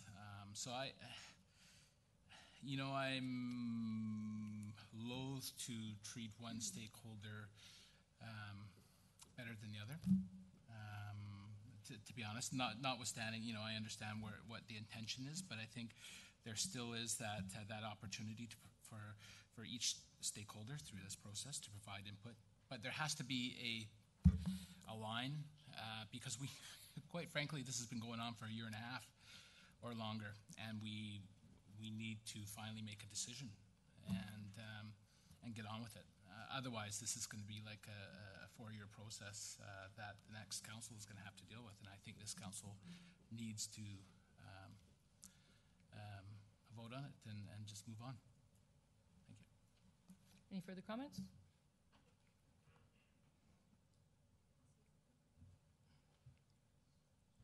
Through you, Madam Mayor, if I can just comment on part of the procedure with respect to the OCP bylaw. Second reading is required before staff can take this bylaw to the public at a public hearing in order to actually hear what the public has to say with what has been developed to date.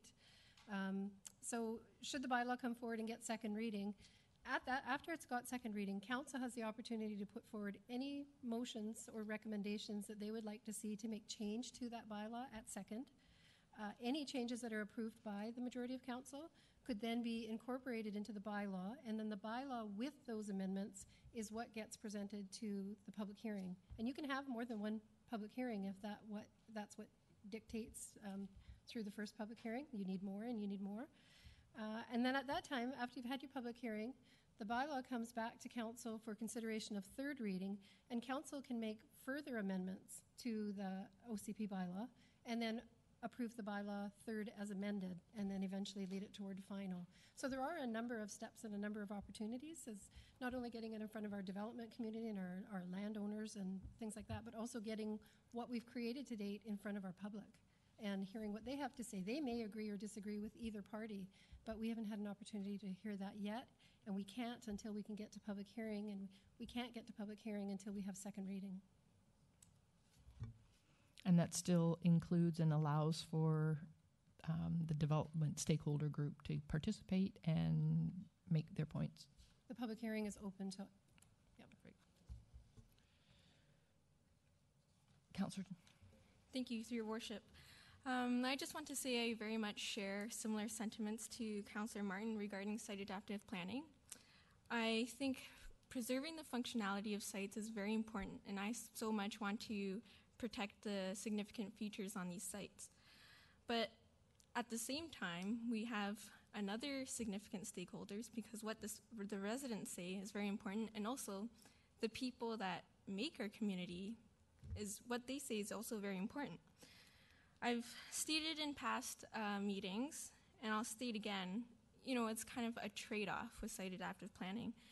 And I would just challenge people, you know, we have an application for tonight that proposes 6 stories on Sewell Road.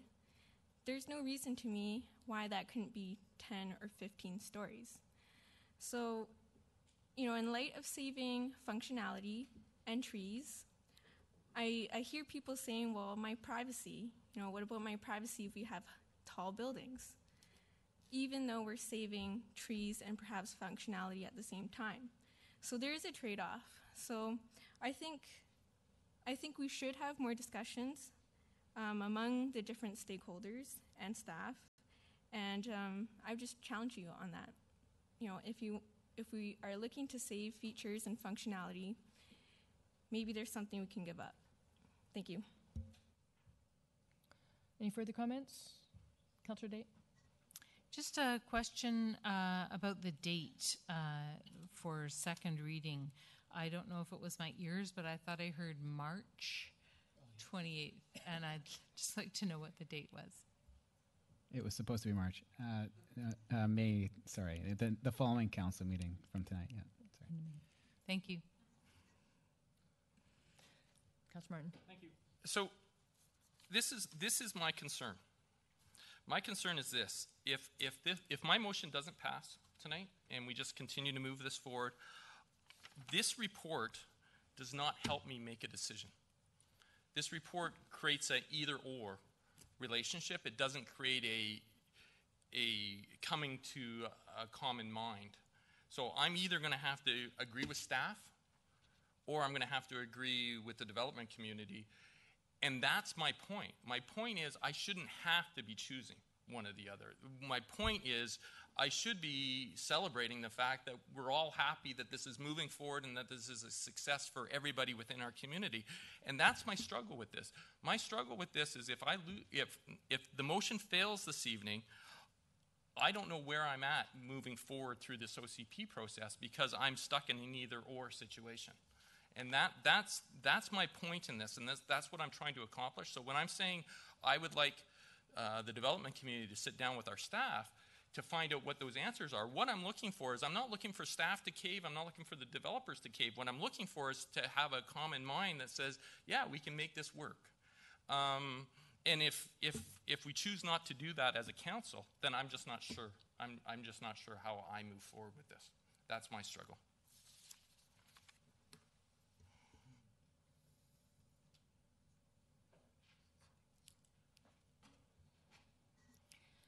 So I do not want to be combative in any way, but I have to share that I have the exact opposite side of the coin. Because for me, if this motion passes, you are effectively locking out the rest of the community who's had input so far and who believed in a process and who really bought in and came out repeatedly.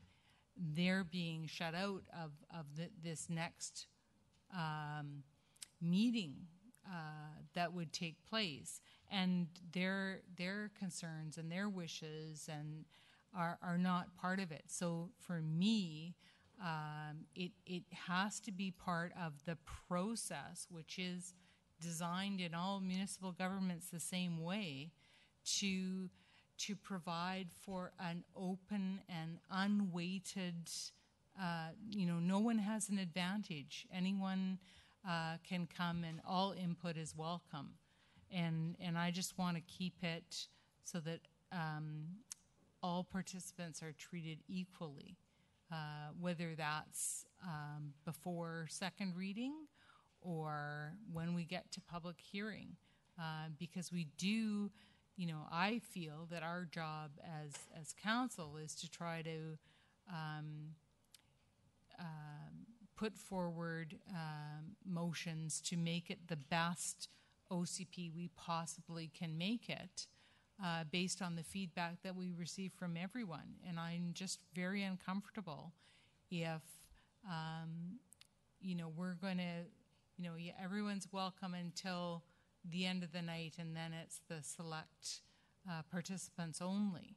And I really would have a great deal of difficulty if that's the case. And I realize we're in a difficult position because there are diverse views within the community, but I think, and I think it's valuable that that you're so succinct in saying that you need staff to give you more to work with, to find that middle ground to try to make it work. But for me, I think it's very important that we stay within a very well-defined, very well-thought-out process that is designed to give everyone an equal opportunity to be heard.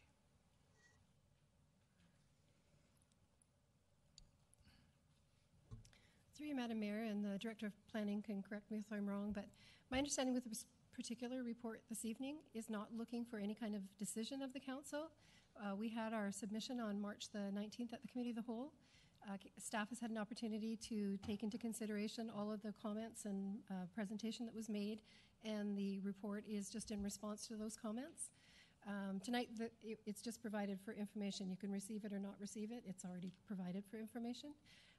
Now that, as well as all of the information that came out of the March 19th meeting, as well as the comments made during public participation tonight, are all available to the public, and everything is taken into consideration as we're working our way through our next steps. So I just really want to clarify, the staff are not looking for a decision of council. That may be something among the council members, but staff aren't looking for a decision tonight.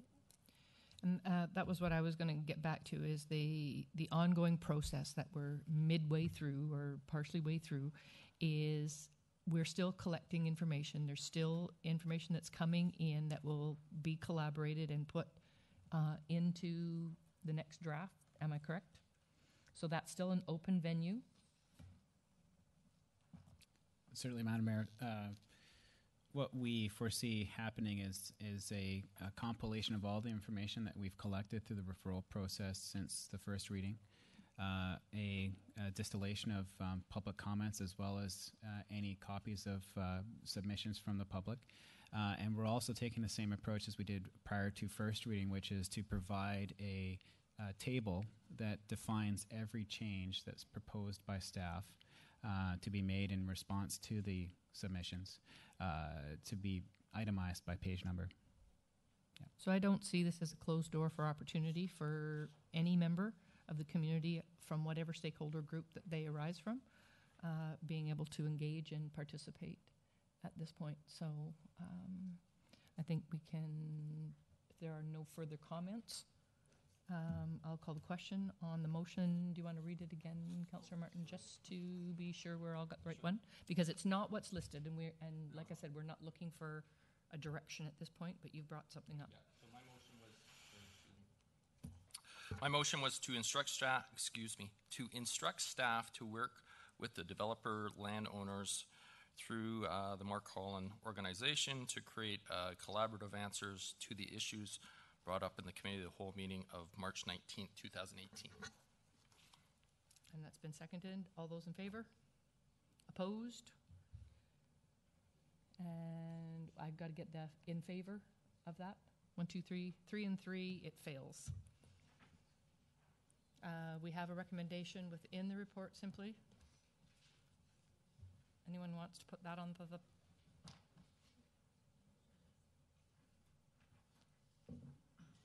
I move the recommendation.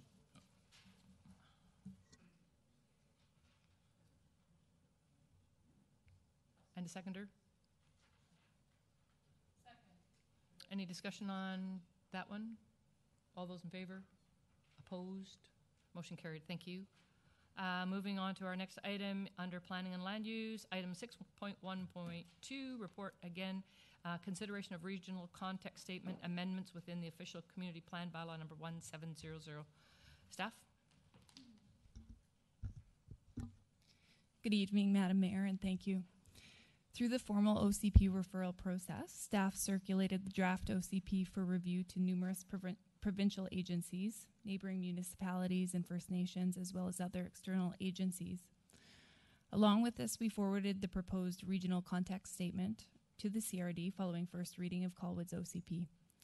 Since our submission was made, the regional growth strategy was formally adopted in March, and as of April, the CRD indicated that all regional context statements should follow a framework that they've developed. This is meant to provide consistency in evaluating the RCSs throughout the region. So our current RCS was developed to meet all legislative requirements and indicates how our OCP relates to the region. However, CRD staff has provided comments on Colwood's submission, and they've asked that we consider following the new RCS framework. We brought forward some proposed modifications to the current RCS, which CRD staff have agreed meet the CRD's objectives. Staff have no concerns with the proposed amendments because they do not change the intent of the RCS, nor do they negatively impact the city's decision-making ability. The CRD will need to accept Colwood's regional context statement within 120 days of submission as per the Local Government Act, and Colwood does require acceptance of the RCS prior to adoption of the OCP. We are working closely with CRD staff to expedite a decision on Colwood's RCS, and we are hoping that this will proceed to the board for decision shortly.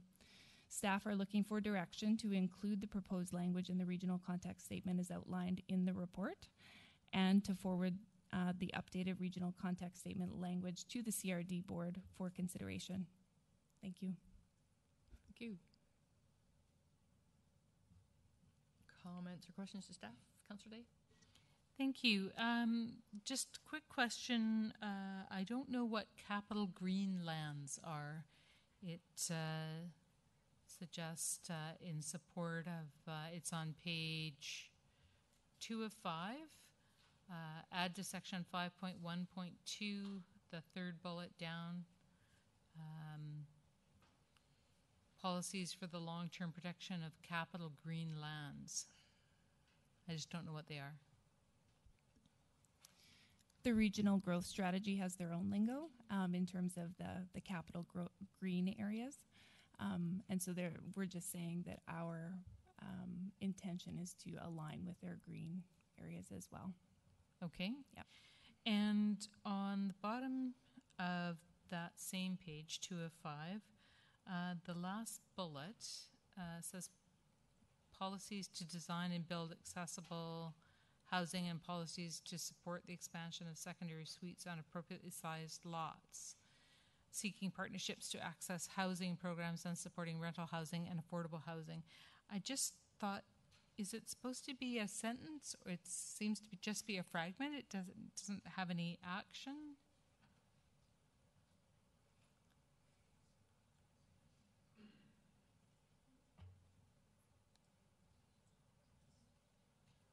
Madam Mayor, this wording, we came up with this wording through a collaboration with CRD staff.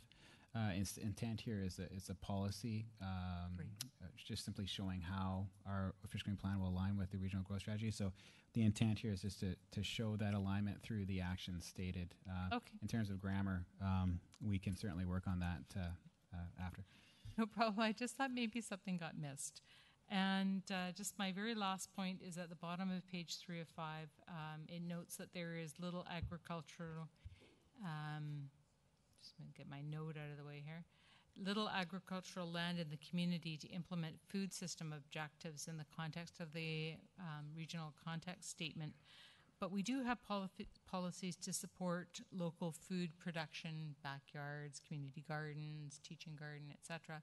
And I just wondered if we could include just a little nod to those things, because I would hate to just write us off as, nope, they don't have any agricultural land, because we do have lots of productive land.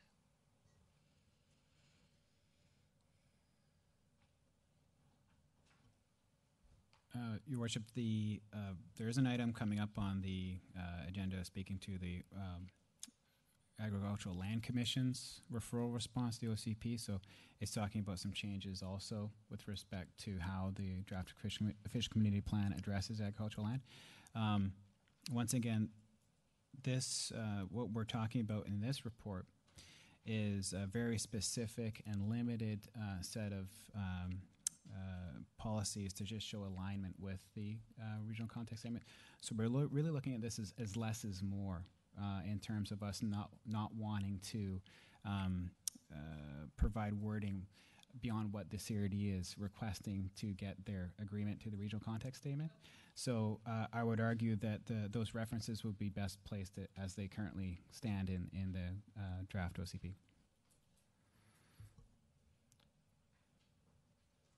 So there is a recommendation within the report on page 405. Second. Any further discussion? All those in favor? Opposed? Motion carried. Next item is 6.1.3, report again from planning in consideration of the Agricultural Land Commission's referral comments and proposed amendments within official community plan bylaw number 1700. Thank you. As a result of another referral, staff are seeking direction from council on making some additional amendments to the OCP. In this case, some amendments were requested from the Agricultural Land Commission. The City of Colwood contains a few parcels of land that are located in the Agricultural Land Reserve. In the current OCP, ALR lands are acknowledged under the Parks and Open Space designation in Policy 7.2.26. Through this referral process, the ALC Commission, or the Agricultural Land Commission, has requested that ALR lands be designated separately to make sure that they are specifically recognized as land with a provincial designation. The ALC does acknowledge that there is limited agricultural potential in Colwood given the current uses of the land. However, they've indicated that they want to make sure that it is clearly communicated through our OCP that the possibility of future agricultural uses is not precluded. So rather than have ALR lands included within that open space designation, it's been separated out and made its own designation as part of the proposed amendments and has become a separate layer on the map. A brief description of the ALR designation has been proposed as part of the amendments as well. Staff has no concerns with making these amendments in order to satisfy the ALC's request and recommend that the proposed amendments outlined in the staff report be included as part of the next draft for council's consideration. Staff are looking for council direction on this proposed amendment as well. Councillor Day, you had a few points. Sorry, I was only going to move the recommendation, but I saw Councillor Martin put up his hand, so maybe he needs a question answered. Yeah, thank you. Can you, why are we dealing with this today, through the mayor, why are we dealing with this today and not May 27th when we're dealing with all the other referrals?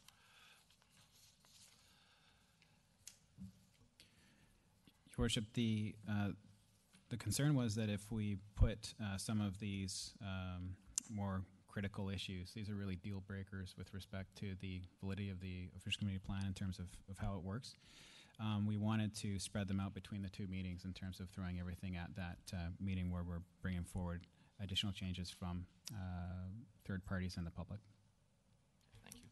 So my only point that I'm trying to make on this is that I've had, and I'm disappointed that our CAO is not here, unfortunately, because he's sick.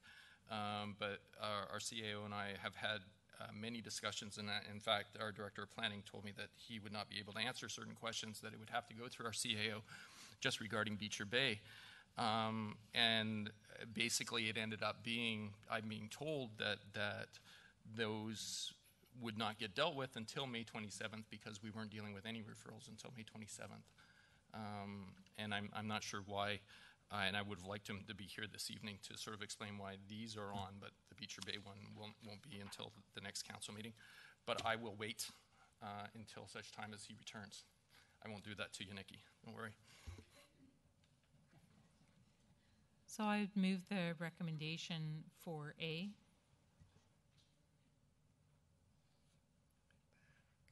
Second. Any further comments or questions? I have one to staff, and that would be around Royal Colwood Golf Course and ALR lands that they hold. Have they identified their lands? Because I'm going back and I don't know what the status is of their applications that are in before ALR for some removal of lands. So I don't want to be putting boundaries on things that might not be consistent with what they have on their. That's a great question, Your Worship. We actually, we've requested through ALC staff to confirm the current boundaries of the ALR as it relates to Royal Colwood Golf Course because of that exemption application that the ALC did conditionally approve some years ago. So it's consistent? Yep. Thank you. We have a mover and seconder. All those in favor? Opposed? Motion carried. 6.1.4, recommendation, APC and report Director of Planning in regards to rezoning application RZ 17003 located at 2330, 2342, 2344A, and 2344B Souk Road. Thank you, Your Worship.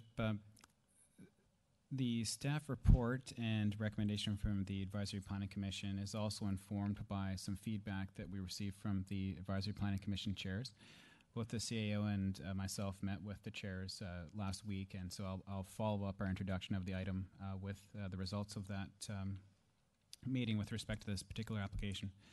So the proposal before the Advisory Planning Commission was rezoning to allow the creation of a 40-unit, 6-story rental apartment building fronting Souk Road, a 30-unit, 6-story condominium building as well, complete with a total of 127 parking spaces. The remainder of the proposal included 14 townhouses distributed through 4 blocks ranging from 2 to 3 stories adjacent to Landlark Place. And apologies, I should mention that the civic address of the property is there's several properties, including currently a portion of road that's dedicated to the city. So the addresses are 2330, 2342, 2344A, and B Souk Road. As I stated, the proposal includes a road closure of approximately 458 square meters city-owned right-of-way, and the applicant would be required to go through a separate process for that road closure.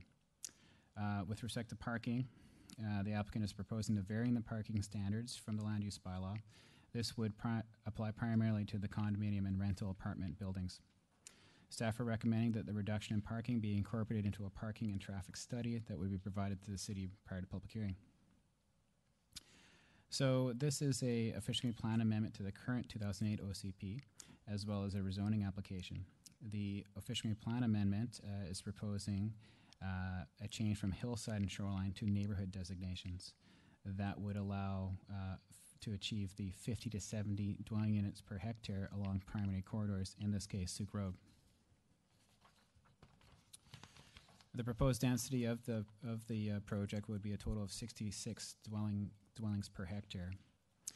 The draft OCP, as it's currently proposed, would support this project as it's located within the proposed transit growth area, which supports more intensive development of up to 4 stories and 6 stories in limited situations. The applicant has utilized site adaptive planning based on identifying key natural features and processes that need to be retained and knitting the development within and around these features and processes. Staff are recommending that the application be forwarded to public hearing subject to the following. Submission of a parking and traffic study.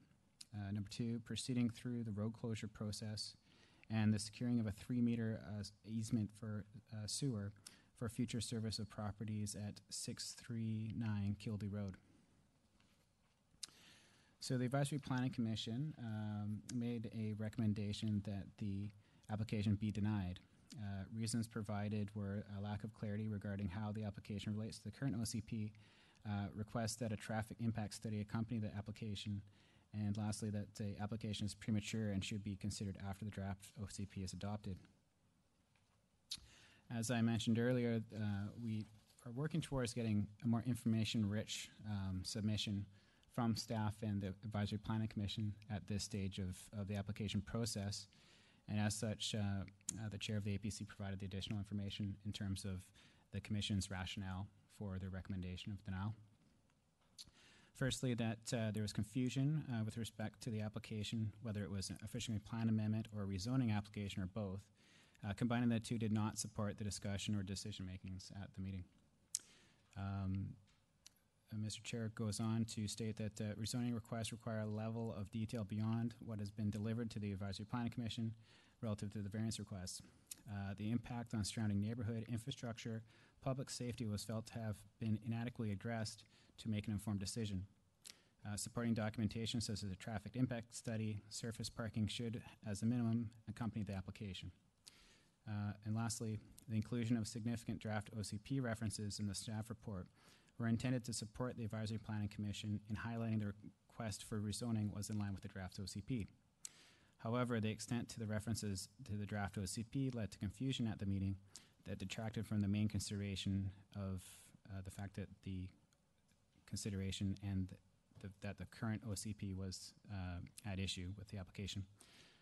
There is no guarantee that the draft OCP would remain in its draft state, and this led to statements that the application is premature and should be considered after the draft OCP is adopted with respect to rezoning of this land. So that's basically more information that was in the staff report provided to Council based on our conversation with the chairs of the APC. That concludes my application. Thank you. Councillor Day.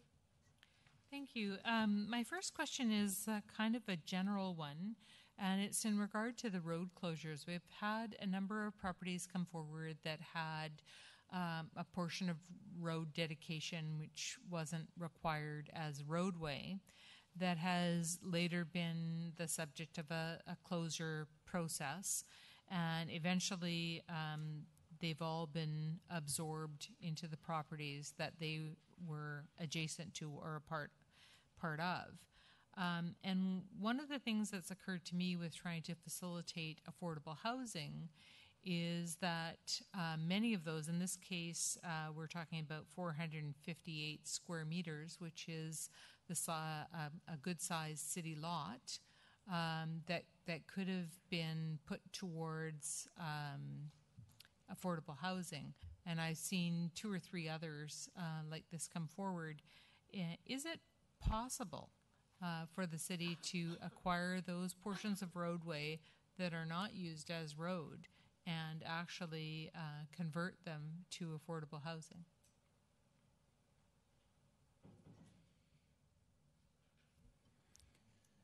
Madam, just to clarify, so the proceeds of the sale of the land to go into a reserve fund for affordable housing is? The land itself.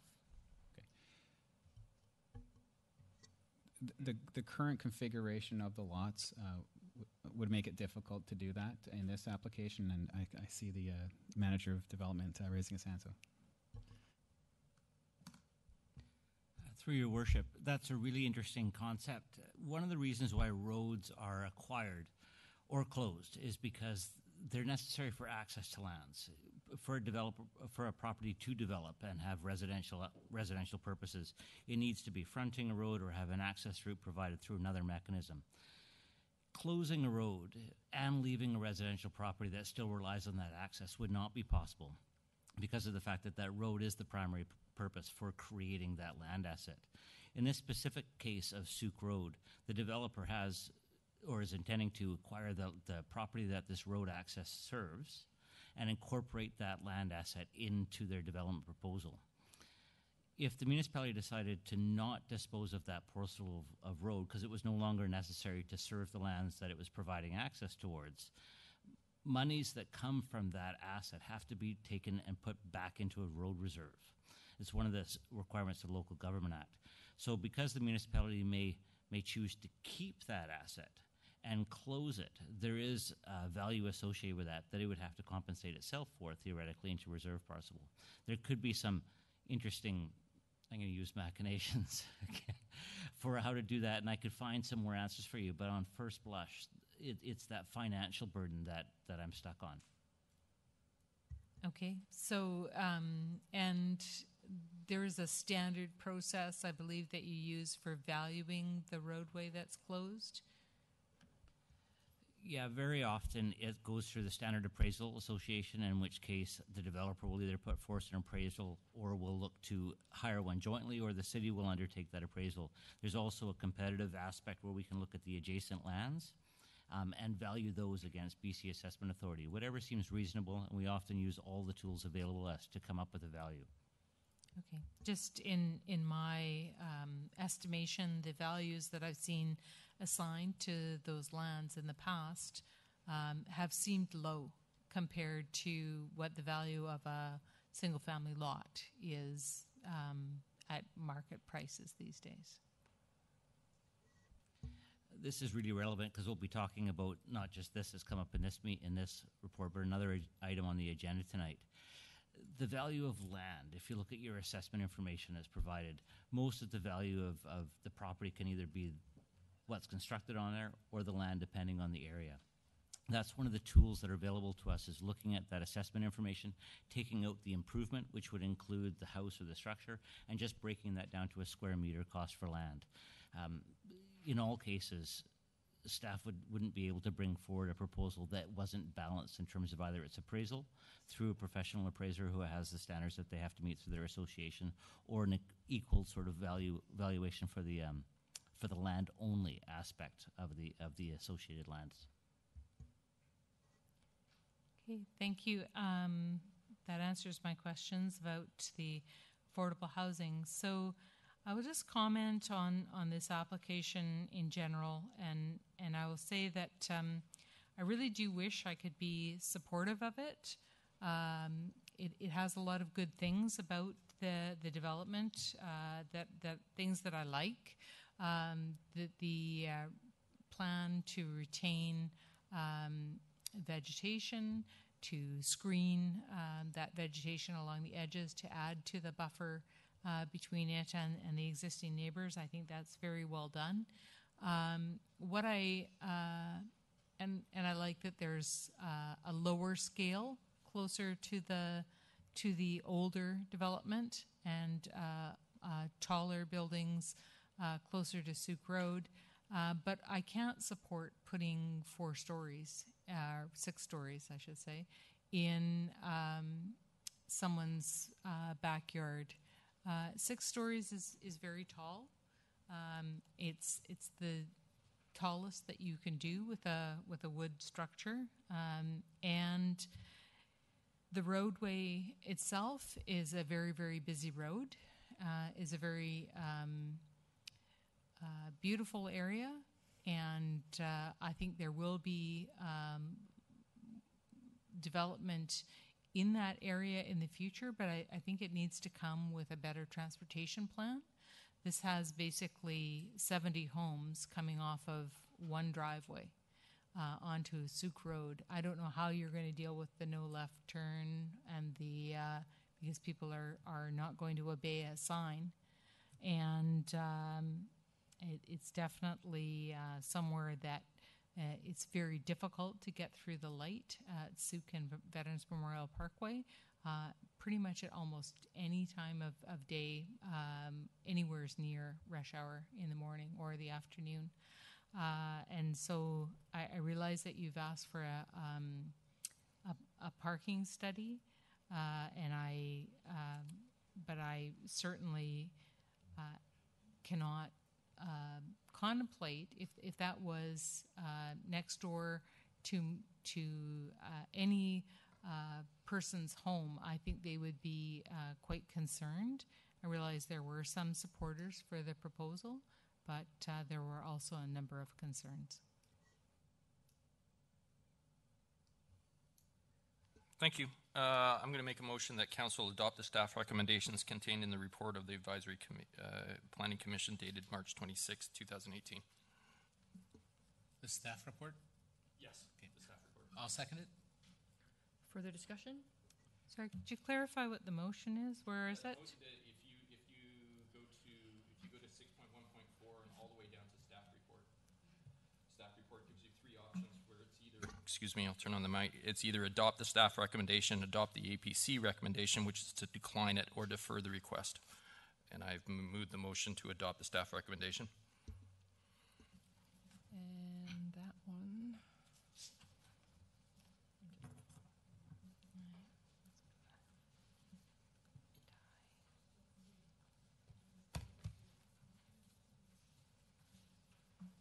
Giving you time to find that. I'm also referencing back to the APC meeting of April the 11th, where the recommendation says staff are recommending that the appropriate zoning amendment bylaw be prepared for council consideration subject to the conditions contained in section 8 of the staff report.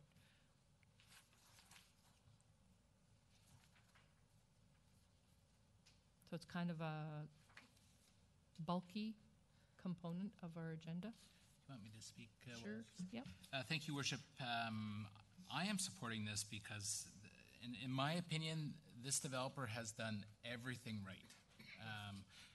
They have, there's been significant changes in terms of the siting and moving back of the townhouse homes away from residents on Linlark. There's been different types of housing, rental, condo, and townhouses on a site. And if you really buy into some of the principles that are contained in the draft official community plan, that is locating density along major corridors, this is it. You know, along Sewell Road, very close to the VMP, and in fact, I think Councillor Chong highlighted it. You know, probably my only criticism would be that there isn't enough height on Sewell Road, and you know I know 6 stories may be seen as a challenge based on this flat picture along one of the borders, but one has to realize and take into account the topography.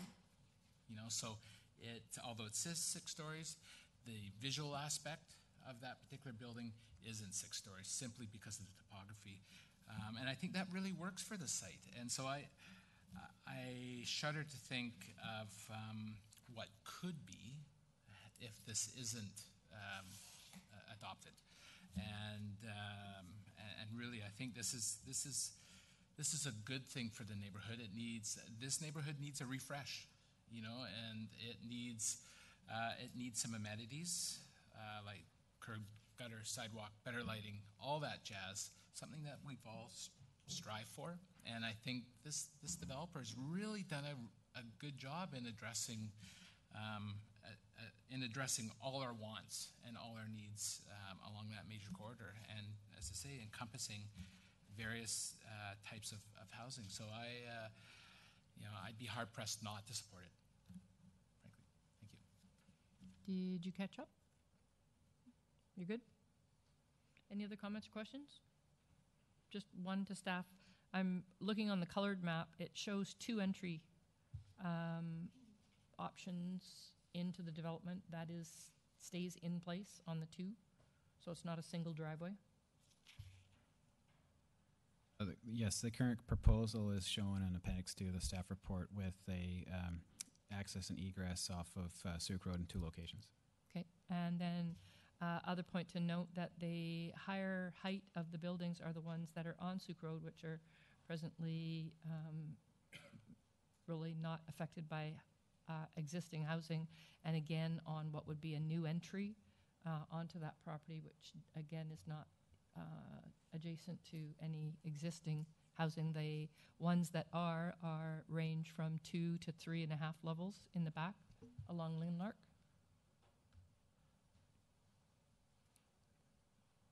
And they're smaller townhouse blocks. Correct? That is correct.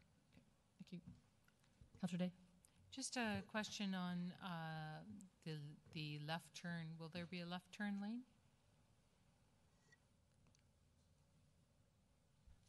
Staff have received a traffic study as well as the parking study that's being asked for by Planning Department from Watt Consulting.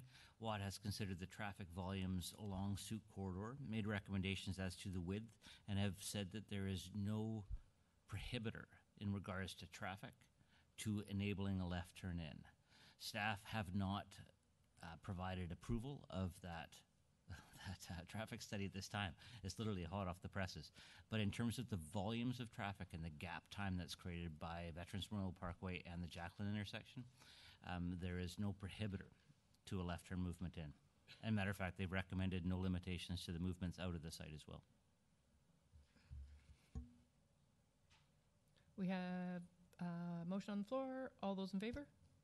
Opposed? Motion carries. Thank you. That clears 6.1.4. 6.1.5, recommendation regarding the Urban Forest Task Force recommendations.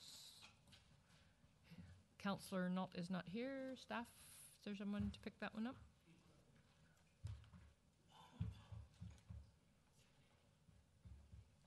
Thank you, Worship.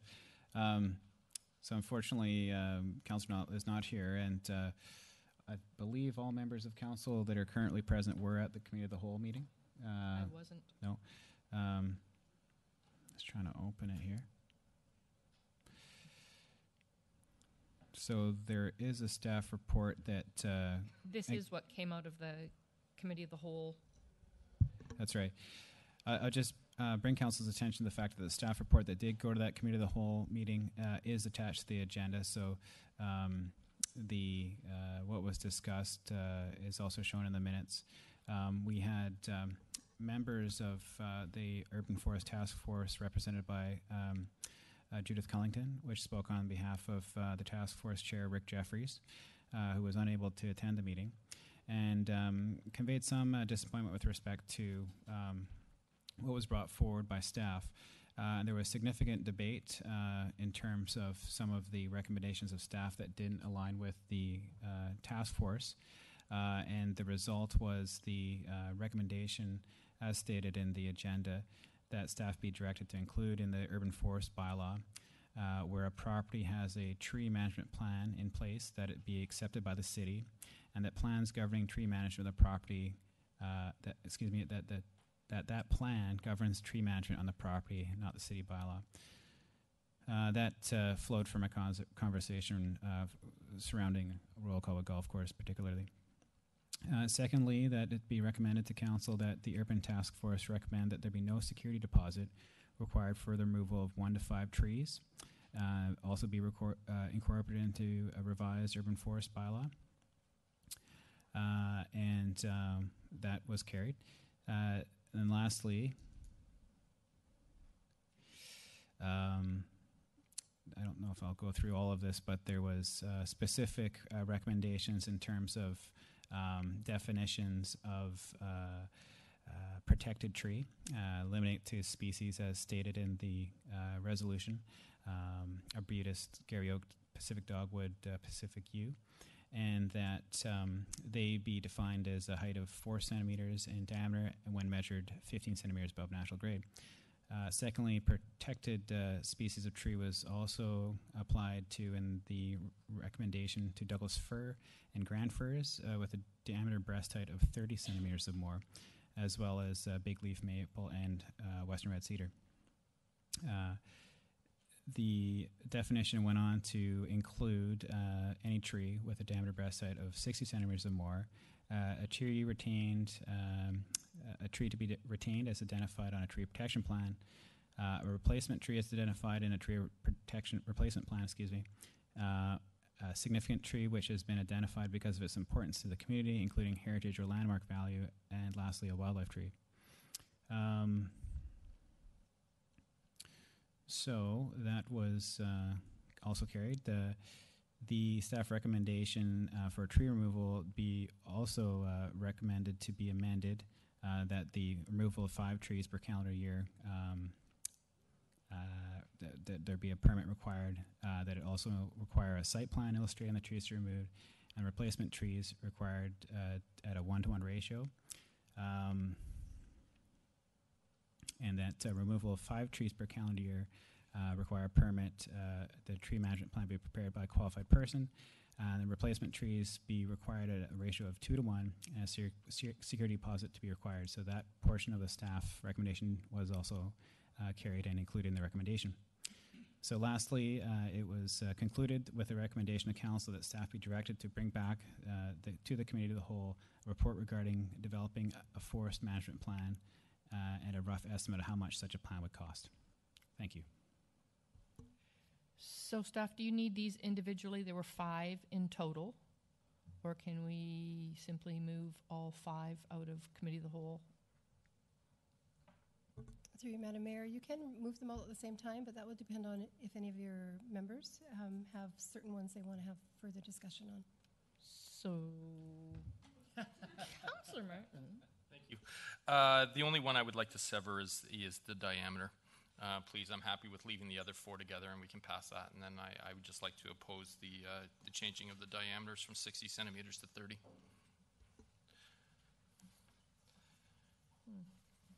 Councillor Day. I don't know if it's of any help, but I wanted to address the issue of the size of the trees to make sure that it was well understood, not just by members of council, but by the public who may be watching this at home as well, that we've reduced the size of a tree that you must keep, especially those that are very, very slow growing, such as the arbutus, the Gary oak, the Pacific dogwood, and the Pacific yew. That's why they've been made smaller, is because those species are so slow growing. They could be 50 years old, and a yew tree might only be this big around. And then the 30 centimeters or more was for the Douglas fir, the grand fir, the big leaf maple, and the western red cedar. And then any other species, if they're 60 centimeters or more, they're protected. So I just thought that if one person didn't quite catch all of that, I would try to make that clearer for everyone who might be listening. So I think that that's the one motion that Councillor Martin would like to hold off of the package, and we can have that further discussion. I'll move the other 4, Your Worship. Second. As one. Any discussion on the other 4? All those in favor? Opposed? Motion carried. So then we will go to the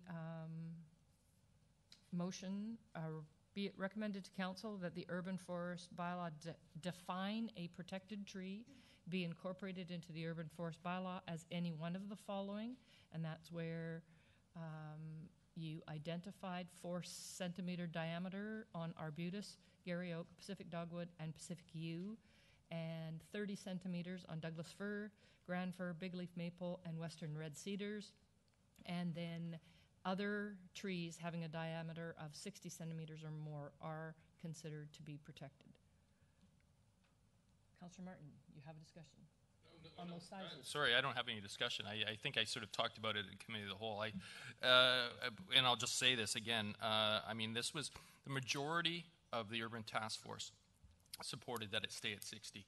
There was a minority of that urban tree task force that wished to change it to 30, and Councillor Nault was one of those, and it was brought to this table, and this council supported that.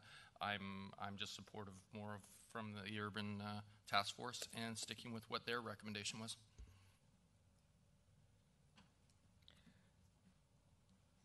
Any questions or staff, but maybe not the right ones are here. So would this mean that any tree less than 60 would be open for chopping down?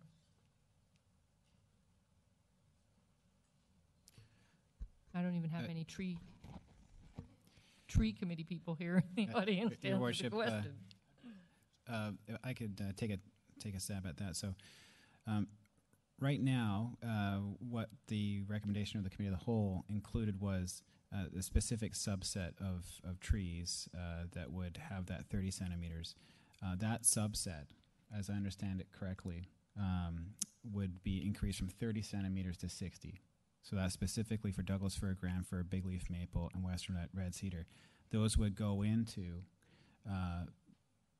the catch-all definition of a protected tree of 60 centimeters or more.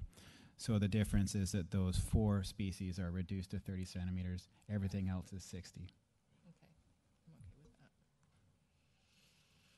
So I need somebody to either make an amendment and or put this one up on the table for discussion. I'll move the recommendation, Your Worship. Seconder? Any further discussion on this one? Seeing none, I'll call the question. All those in favor? Opposed? Motion carries. No offense. Moving on to transportation public infrastructure, looking for a report on Nob Hill Road closure and disposition, bylaw number 1723. As a brief introduction, Your Worship, this report is in regards to the disposition of Nob Hill Road, located off of Wilford Road. The lands that are accessed by Nob Hill Road are subject to a single development proposal that will consolidate all the lands for the purposes of condominium and a townhome development. The road serves no other properties and has no additional benefit other than providing access to the land that is subject to development. As background, the development proposal was considered in regards to rezoning back in 2009, where the city first considered the disposition of Nob Hill Road to the developer.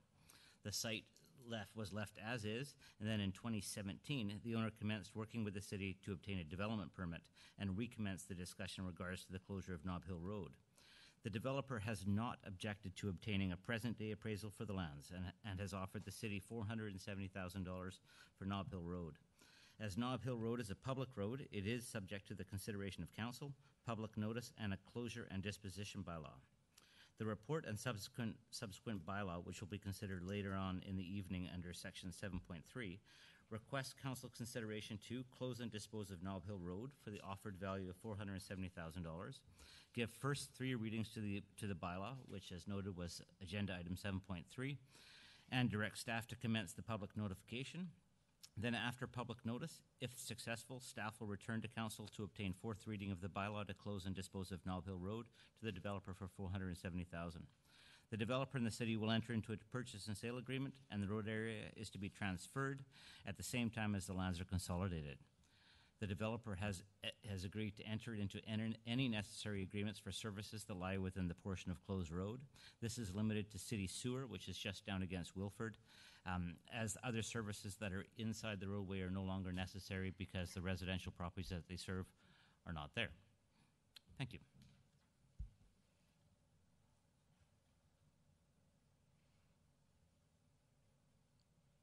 For those of you on electronic, the recommendation is on page 5 and 6 of 15.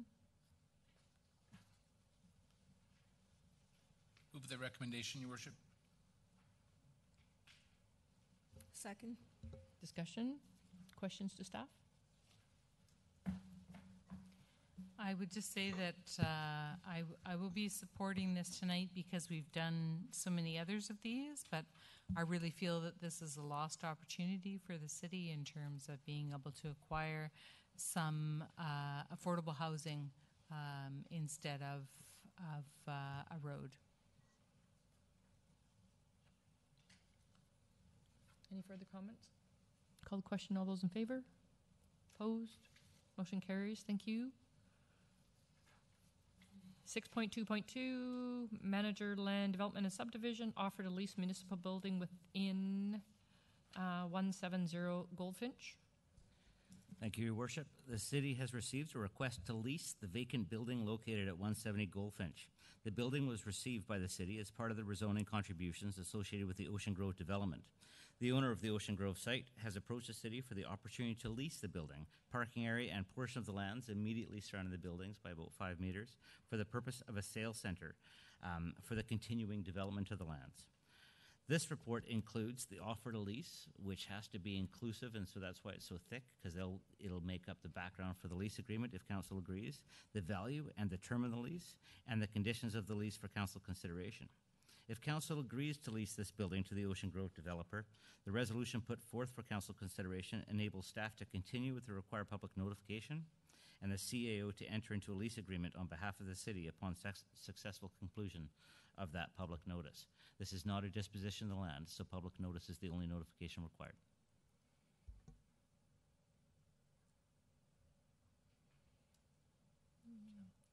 Thank you. I'm certainly supportive of this. I mean, that would suggest to me that that Ocean Grove is actually going to start moving forward again, which is a great thing. Two questions I have for you. Is $8 a square foot, is that the going rate right now? Is that actual commercial rate? The city did engage Colliers International to give us a rounded assumption on what would be required, and generally it's between $8 and $12. That value was taken back to the developer, and that's when they started offering actually quite welcomingly, oh, we're going to repair this, we're going to add this, we're going to do that.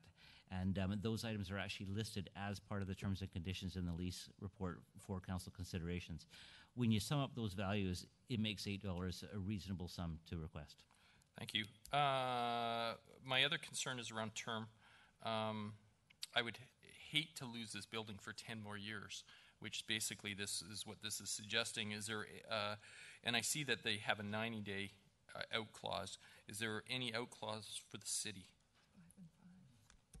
It's 5 and 5. No, I see it's 5 and 5, but it's also, but the leasee has a 90-day out. He can get out in 90 days notice. So I'm just wondering, is that reciprocal, that we can give them a 90 days and tell them they have to get out of the building? Or the term of the 5 years was put forth as the minimum term to be able to realize the internal improvements as well as the external improvements on the building. Also be able to capitalize on some of the investment of the lease by turning around that development on site. If we chose not to extend the lease, it would be at a 5-year provision point. There's no term before that time. Council may choose to actually add that as a requirement of the lease if they felt it be pertinent.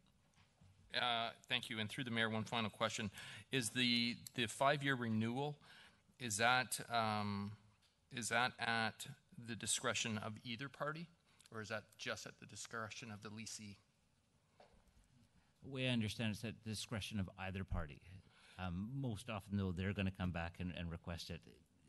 And that's the way the report is written. But we would have an opportunity at the same point. Okay, so I'm just going to confirm. I'm just going to say it back to you. So I will vote in favor of this as long as my understanding of your information is correct, that the 5-year option to renew is by either party. And I've heard through staff that is correct, so I will be comfortable, but I'm just putting it on the record. Councillor Day? Thanks. In your report at the bottom of page 4, it says taxes will be due and payable for the lease area commencing in 2019. Do leases pay taxes normally, leasees? If I may defer to Chris sitting beside me, please. Thank you. Through your worship, leased areas become taxable only on properties that are normally exempt. So in this case, a municipal property is statutorily exempt. So it will become taxable when it's occupied by an otherwise taxable entity. Okay, thank you. And my other comment is that when this was originally brought in as a sales center, it was definitely pitched to the city that when they were finished using it as a sales center, it would be turned over to the city to be used for park purposes. And Elsie has looked at it for years as a place to run programs out of. I've certainly considered what community uses could be brought in there, maybe in conjunction with West Shore Parks and Rec, some of their community building initiatives that they do. It would be a great place where you could keep equipment so that when you did neighborhood nights, for example, and came out to get kids off the video games and out playing in the community, that would be an opportunity. So I'm a little dismayed at the length of the contract. The 10 years is definitely, I can understand doing this for now. It makes sense for, I could see it being there for 5 years. As a sales center, it works for them, it works for us. We get it fixed up a little bit. And then maybe we'll be more prepared to put some programming in there. But do we have that opportunity at the end of the 5 years to say, no, the city would really like to have this back? I believe that we do have the opportunity at the 5-year mark to extend or not extend. As Councillor Martin spoke to, he wished that to be explicit in that terms and conditions of the lease.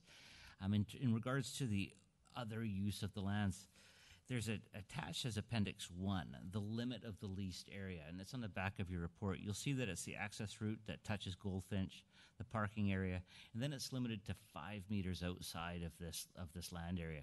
This land area has been made available for anyone for the last X amount of years to utilize. And there's no limiter brought forward by the leasing objective as considered by Council tonight. So that is still welcome.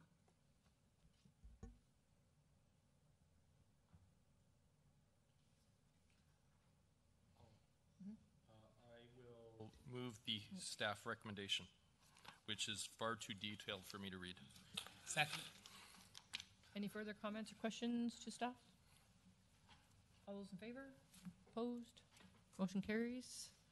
6.2.3, Manager of Land Development and Subdivision, amenity parcel for Lot B 3940, Plan VIP 2319, disposition of public land. So as part of the initial rezoning and development of the Royal Bay lands, the city was offered, and through the rezoning, a piece of land that we call the amenity parcel.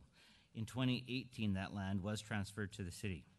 The parcel was required to be provided as part of this to the city as that amenity contribution established at the time of rezoning. It has limited potential due to geotechnical restrictions on the land that are in place from the previous use of the site. The school district, as part of their expansion project for the school, has offered to purchase this parcel of land for the city for the intended use of expanded parking and minor recreation use. They've put in about, or proposed about 50 additional stalls than what's necessary, and they have a small portion of land left over, and they're thinking about a lacrosse box or the same sort of thing. The parking use proposed by the school district has the potential to benefit the public by enabling the public use of the area in non-school hours if council agrees to dispose of the parcel to the school district. That, in fact, may reduce parking stress in the neighborhood during field use times, which we know to be high. The value of land as assessed by Colliers, which was undertaken under a joint appraisal undertaken by the school district and the city of Colwood, is $1,090,000. Council may wish to consider an option to place any funds received for the disposition of this parcel into reserve funds so that the city could work in the future with the school district in regards to their next school site acquisition and contribute that money or portions of that money to field use in the area and lands known as Royal Bay South, which is where they intend to build another school. This report includes the value of land as appraised by Colliers and reviewed and accepted by the city and the school district, and the consideration to place any funds received into a reserve fund. If council agrees to dispose of this parcel to the school district, the resolution put forth enables staff to commence public notice and enter a sales agreement with the school district after successful conclusion of the public notice. The parcel of land was taken as a lot, not as park or as other. So this is a disposition consideration on its own. There is no bylaw associated with it. Councillor Day.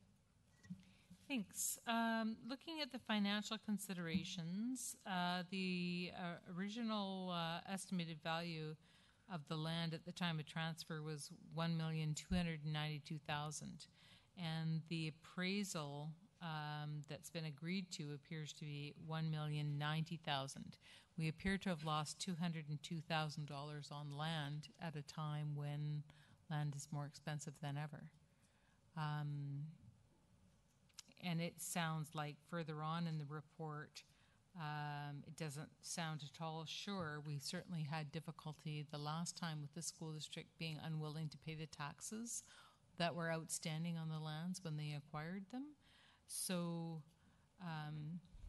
I'm feeling concerned that there's many, even though there are geotechnical considerations, that is right adjacent to Murray's Pond, would be a very valuable park asset for the city, and just simply paving over it for the school district seems somewhat of a loss to the city. And although I do understand. So is the amount the $1,090,000? That's how much we would get for the land? Yes, as included in the valuation consideration, item 5 of the report, the value of $1,292,000 was the residential value without the geotechnical considerations considered on the land. It is a value that Royal Bay was intending to fight with the assessment authority. However, I raised my hand and said, oh, you're supposed to transfer that lot to the city, and now's the time. And so they thought, oh, well, we won't, quite literally, we won't have to fight this one. So that's why we agreed with the school district for a joint appraisal on the land. Okay, thank you. And my question next is probably for Chris, and it's about the reserve fund. If we were to put the funds in the capital reserve, would those funds be able to be used for, say, fields at the next school site as well? Through your worship, yes, that's correct. So I would personally just like to put my 2 cents in for putting them in the capital reserve fund to leave our hands unfettered for the future in terms of what could be done with that money. And I would just remind everybody that we had to spend $300,000 to build the fields at Royal Bay High School already. So I'm not under any illusions that school infrastructure comes easily to our community, or that we won't have cost implications for getting it, notwithstanding that it is very important to the community and very much valued. And I would like to see us keep our options open in terms of what we would use that money for in the future. Thank you. Was this land, thank you, through the mayor to staff, was this land ever designated for anything else? I mean, was this the land that we were talking about, a baseball diamond at one point? Mm-hmm. Yeah, it was. So, what would happen if we said no? How would the school find parking? That would be their problem.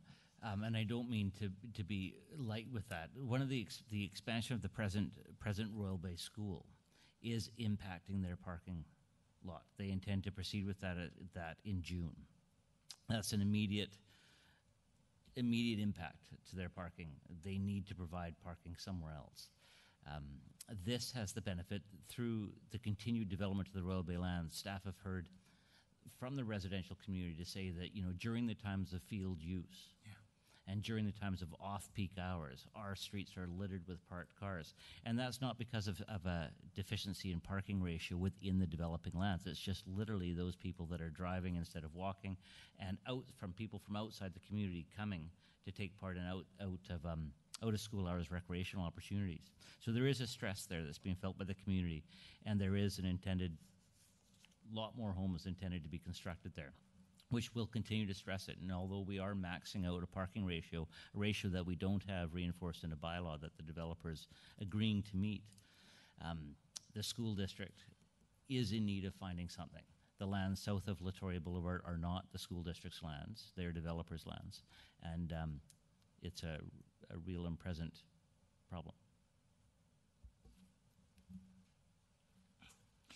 Thank you, Worship. I will totally back up what Brent has to say about the pressure in the neighborhood. As a user of the facility outside school hours, the popularity is massive, which is a real testament. So I understand the need for the parking for sure. I guess my comments are more geared to what happens if there isn't another school built in Royal Bay, because I really do think that money should stay in the Royal Bay neighborhood, and another field facility built somewhere on site, simply because of the size of the site. So I guess if it's not built, Is there an opportunity at least to engage with the developer now to say, you know what, we have this pot, regardless of what the school district does. If they're not successful in acquiring the site, we still want to participate in acquiring some land, whether it's with this or maybe included as part of an amenity package or something, but being pretty clear with them to say, you know what, we want to participate in the purchase, and we need this land for field use or whatever. That's really tough for staff to speculate on. I'll defer to the Director of Planning to discuss any rezoning potential for the Southlands that may enable an amenity contribution of that like. But we do have a positive relation with this developer, and certainly the door would be open, and I would be one to knock on it, to ask for exactly that. Let's purchase a piece of field. Let's see what we can do. Yeah. Any other comments? Just one, Brent, in this proposal, something that's popped up, and I'm not sure what the dimensions are of that lot that's being proposed in here, and just trying to guesstimate, but what's been surfaces a fair bit, and this seems to me, given the proximity to the school and location to the community and the rest of it, might be a good area if there's a way to retain a small area for a pickleball court. They're only about 40 by 40, I think, for 2 lanes or 2 courts or whatever in there, and it would hardly make a dent, or would appear to hardly make a dent in a paved surface. It's pavement and paint, I've been told. That's would it be taken into consideration by the school district to, hold off on a small section where they could? Well, interestingly enough, I took a phone call today from the school district that advised me that they weren't going to be able to attend tonight, but also talking about that recreational initiative in the back. Due to the valuation that we've put forth for this, $1,090,000, the city will be registering a covenant on the lands that says that it should not have a building for school purposes or portable purposes associated to the school. As light load, it won't be able to be used for another purpose. That was the reason why the school district called me. They were aware of that limitation, the fact that we had an intention to put that covenant on it, but they didn't want that covenant to preclude something that was intended for recreational purposes, and they mentioned a lacrosse box or other surface-orientated use. I'll be meeting with them on Wednesday. I have no objection to tabling what you've put forth, Your Worship. Thank you, and I'm sure Councillor Logan would be all in favor of a lacrosse box. Any further comments or questions?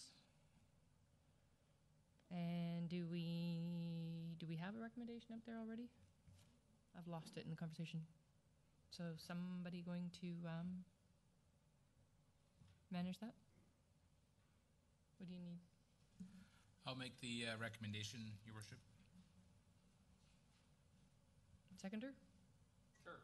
Okay. Sorry, just a question on the motion. It is on...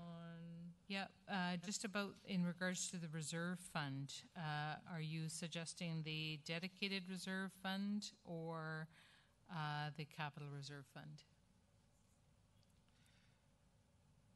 It says written in the motion, so that would be the dedicated reserve fund, Royal Bay Field Acquisition Reserve. Okay.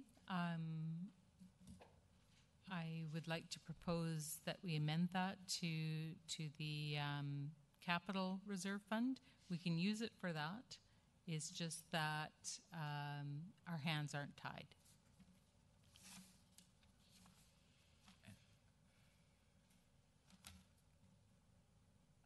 Do we really tie hands in matters of reserve accounts, Mr. Finance?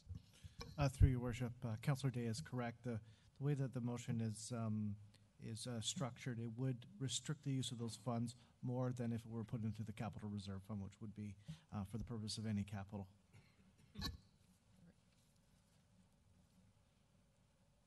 So we have that motion to modify that section. Do I have a seconder on it?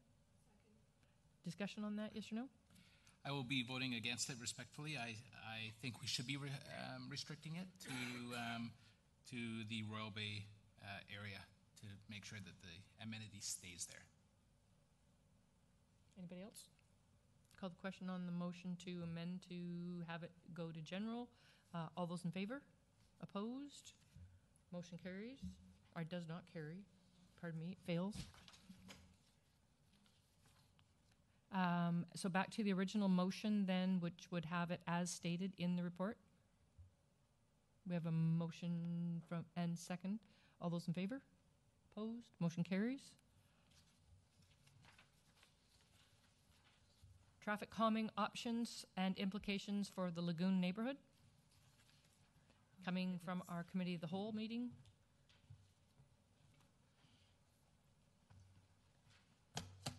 Okay, I'm at 2%. If I have to run over and plug in, you'll know why.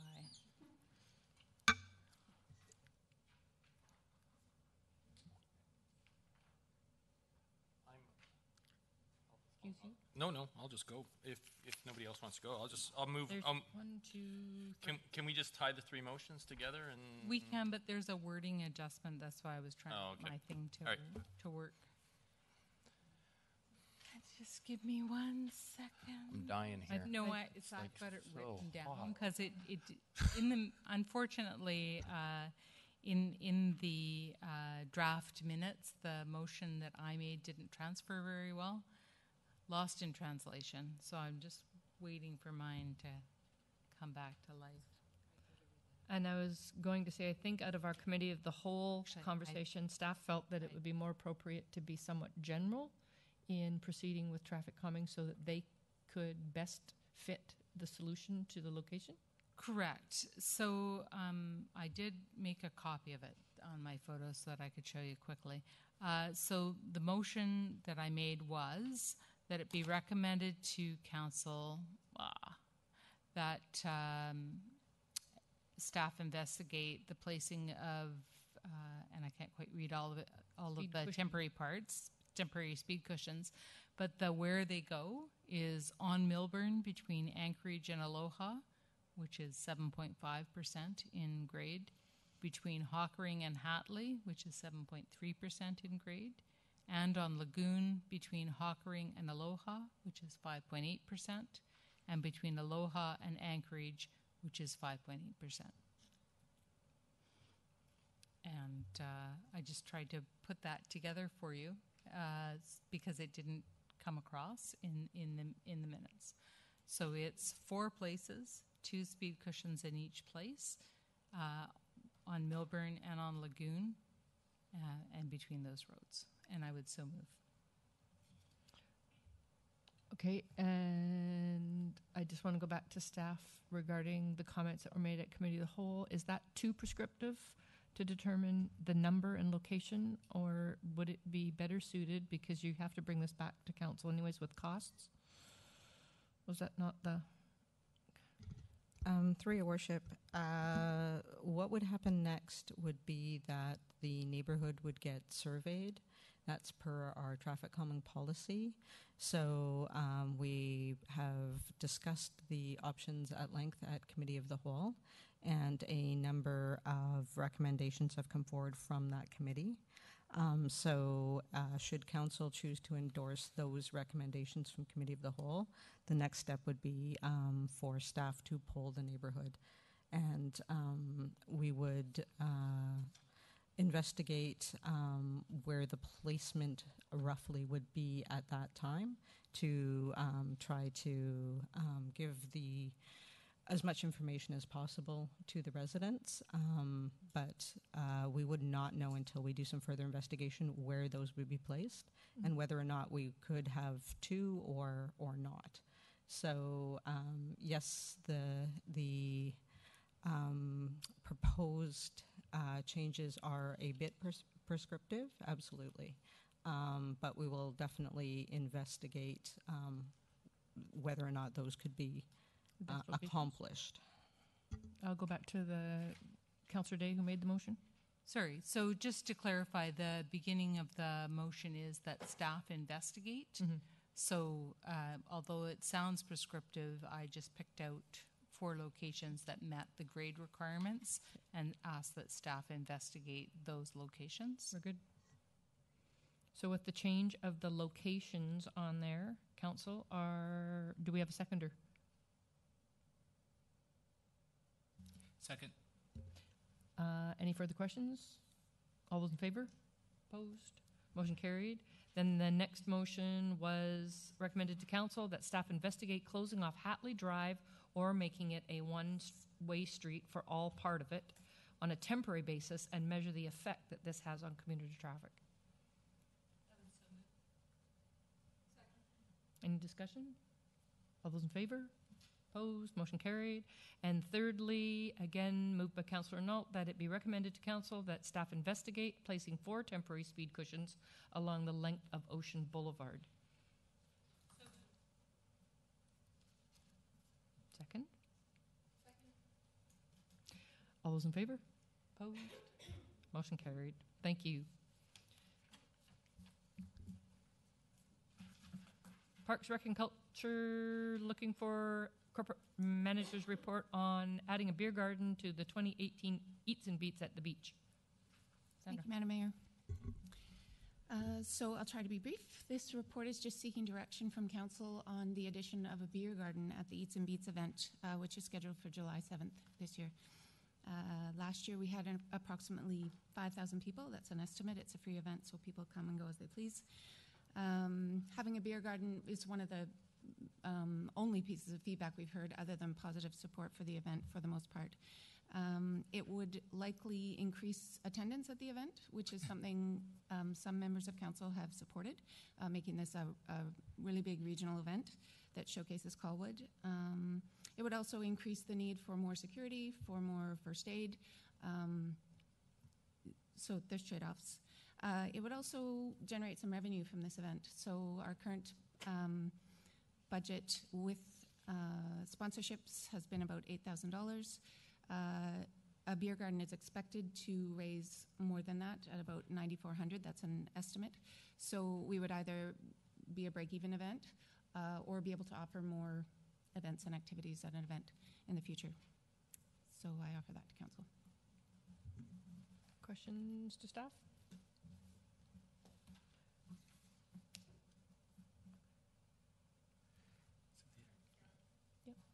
Just a quick question in terms of, because this would be the first time we've done a beer garden at Lagoon, and because I've seen beer gardens both succeed famously and have big problems,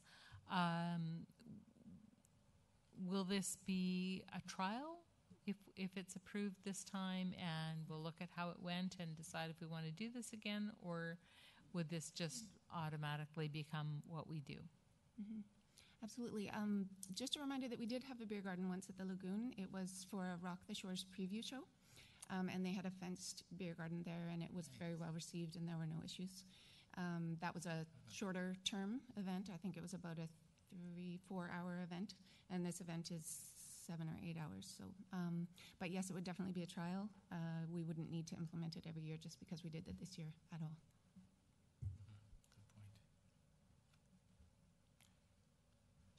I'll move the recommendation, Your Worship. Second. Any further discussion?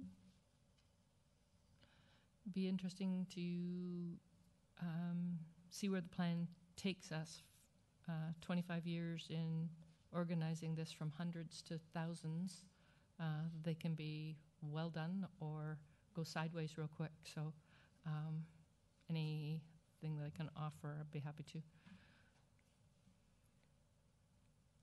With that, call the question. All those in favor? Opposed? Motion carried. Corporate Services, West Shore Parks and Rec Annual General Meeting coming up on June the 14th, I believe it is. This is where council, we need to make an appointment for attending the AGM. I would like to make a motion, Madam Chair, if I may, that Mayor Hamilton be our representative at the West Shore Parks and Rec board meeting, annual general meeting.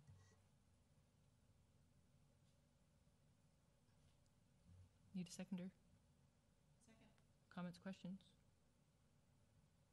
All those in favor? Opposed? Motion carried.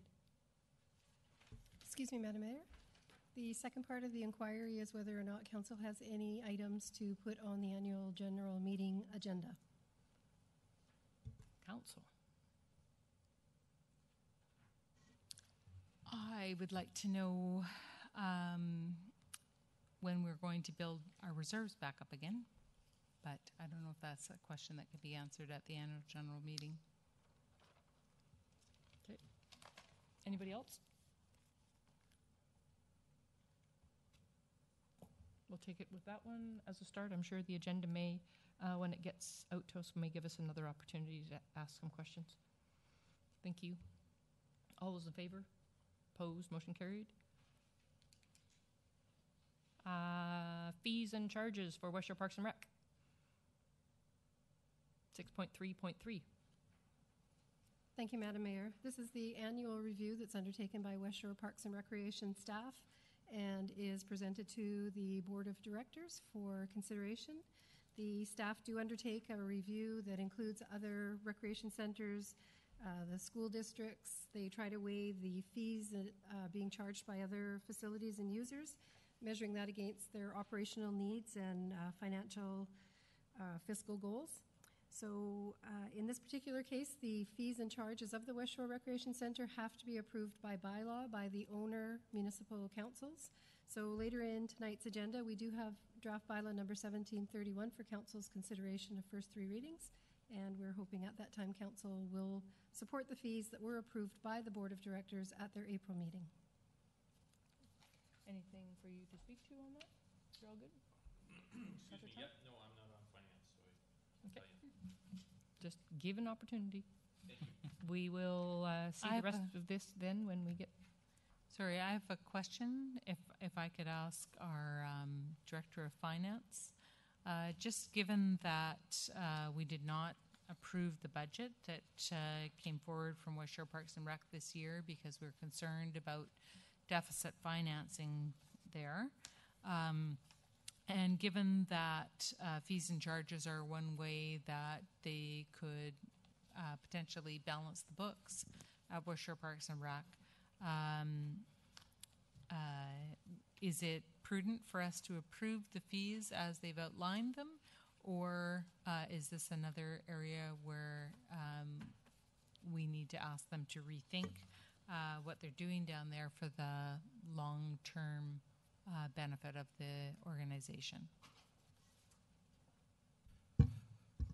Thank you, through your worship. Frankly, I'm not fully informed to answer that question well enough. But what I will say about the West Shore Parks and Recreation fees in general is that increasing fees in when you're providing a product that has an elastic demand doesn't necessarily produce more revenues. It's not the same as user fees or property taxes, where if we increase the revenue, we're certain to see it. So in many ways, the city relies on the expertise of the board and the operations to determine from a market perspective whether or not the fees are appropriate and what revenues can be generated from that.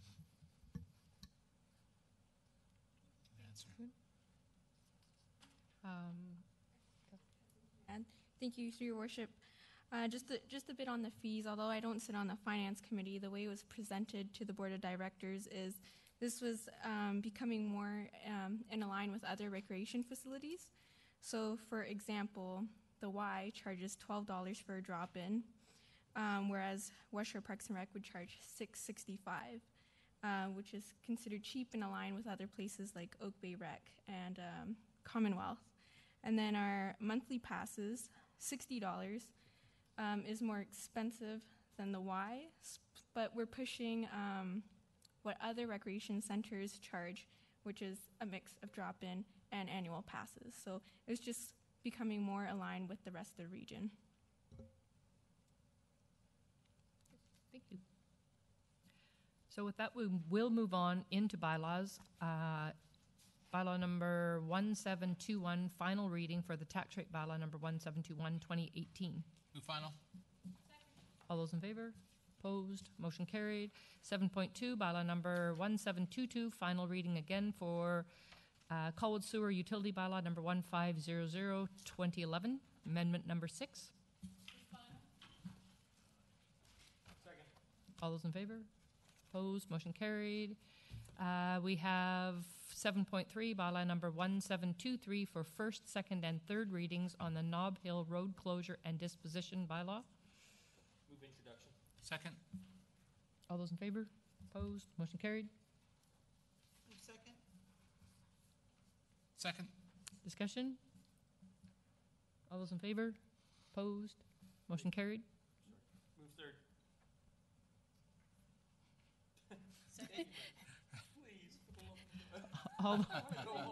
All those in favor?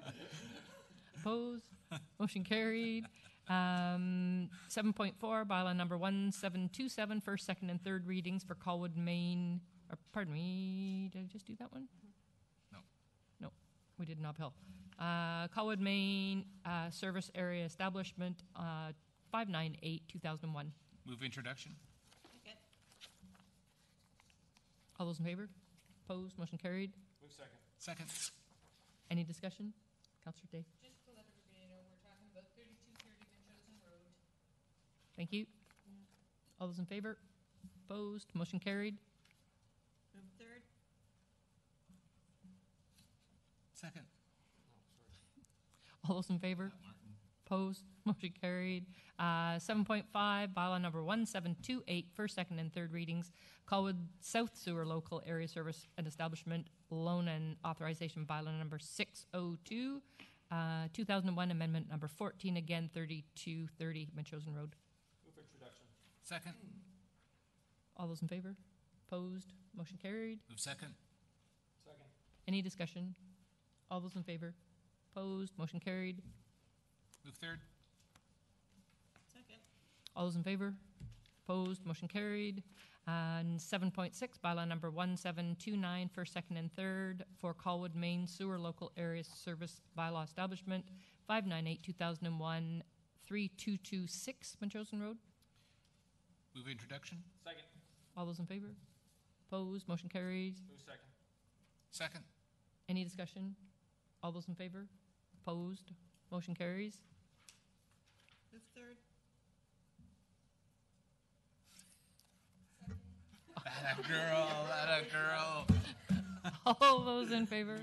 Opposed? Motion carried.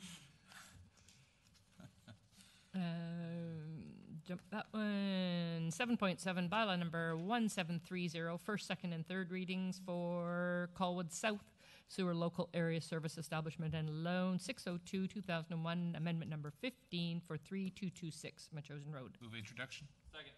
All those in favor? Opposed? Motion carried. Second. Second. Any discussion? All those in favor? Opposed? Motion carried. Move third. Second. All those in favor? Opposed? Motion carried. And finally, West Shore Parks and Rec bylaw number 1731 for first, second, and third readings for their fees and charges bylaw 1731. Move introduction. I'm losing my voice. You're going through puberty again. Second. All those in favor? Opposed? Motion carried. Move second. Second. Any discussion? All those in favor? Opposed? Motion carried. All those in favor? Opposed? Motion carried. We have two items from in-camera to release this evening. Bear with me while I jump back into that agenda. Item number 1 was installation of First Nations artwork and continuing the conversation with those folks. I'm reading here that council directs staff to work with local First Nations artists Butch Dick, Royal Roads University, Elsie, and the CRD First Nations liaison, and others to participate in the installation of carved cedar mural at Blue Heron House on Royal Roads property in celebration of National Indigenous Peoples Day on June the 21st, 2018. The other item to release was the appointment of Let me get to the report. For Miss Kate Humble, Curator and Collections Manager for Fort Rod Hill, as to become a member of our Heritage Commission. With that, 2 releases, do we have to move and second them out of here? We're good? Move adjournment. You're all done, folks?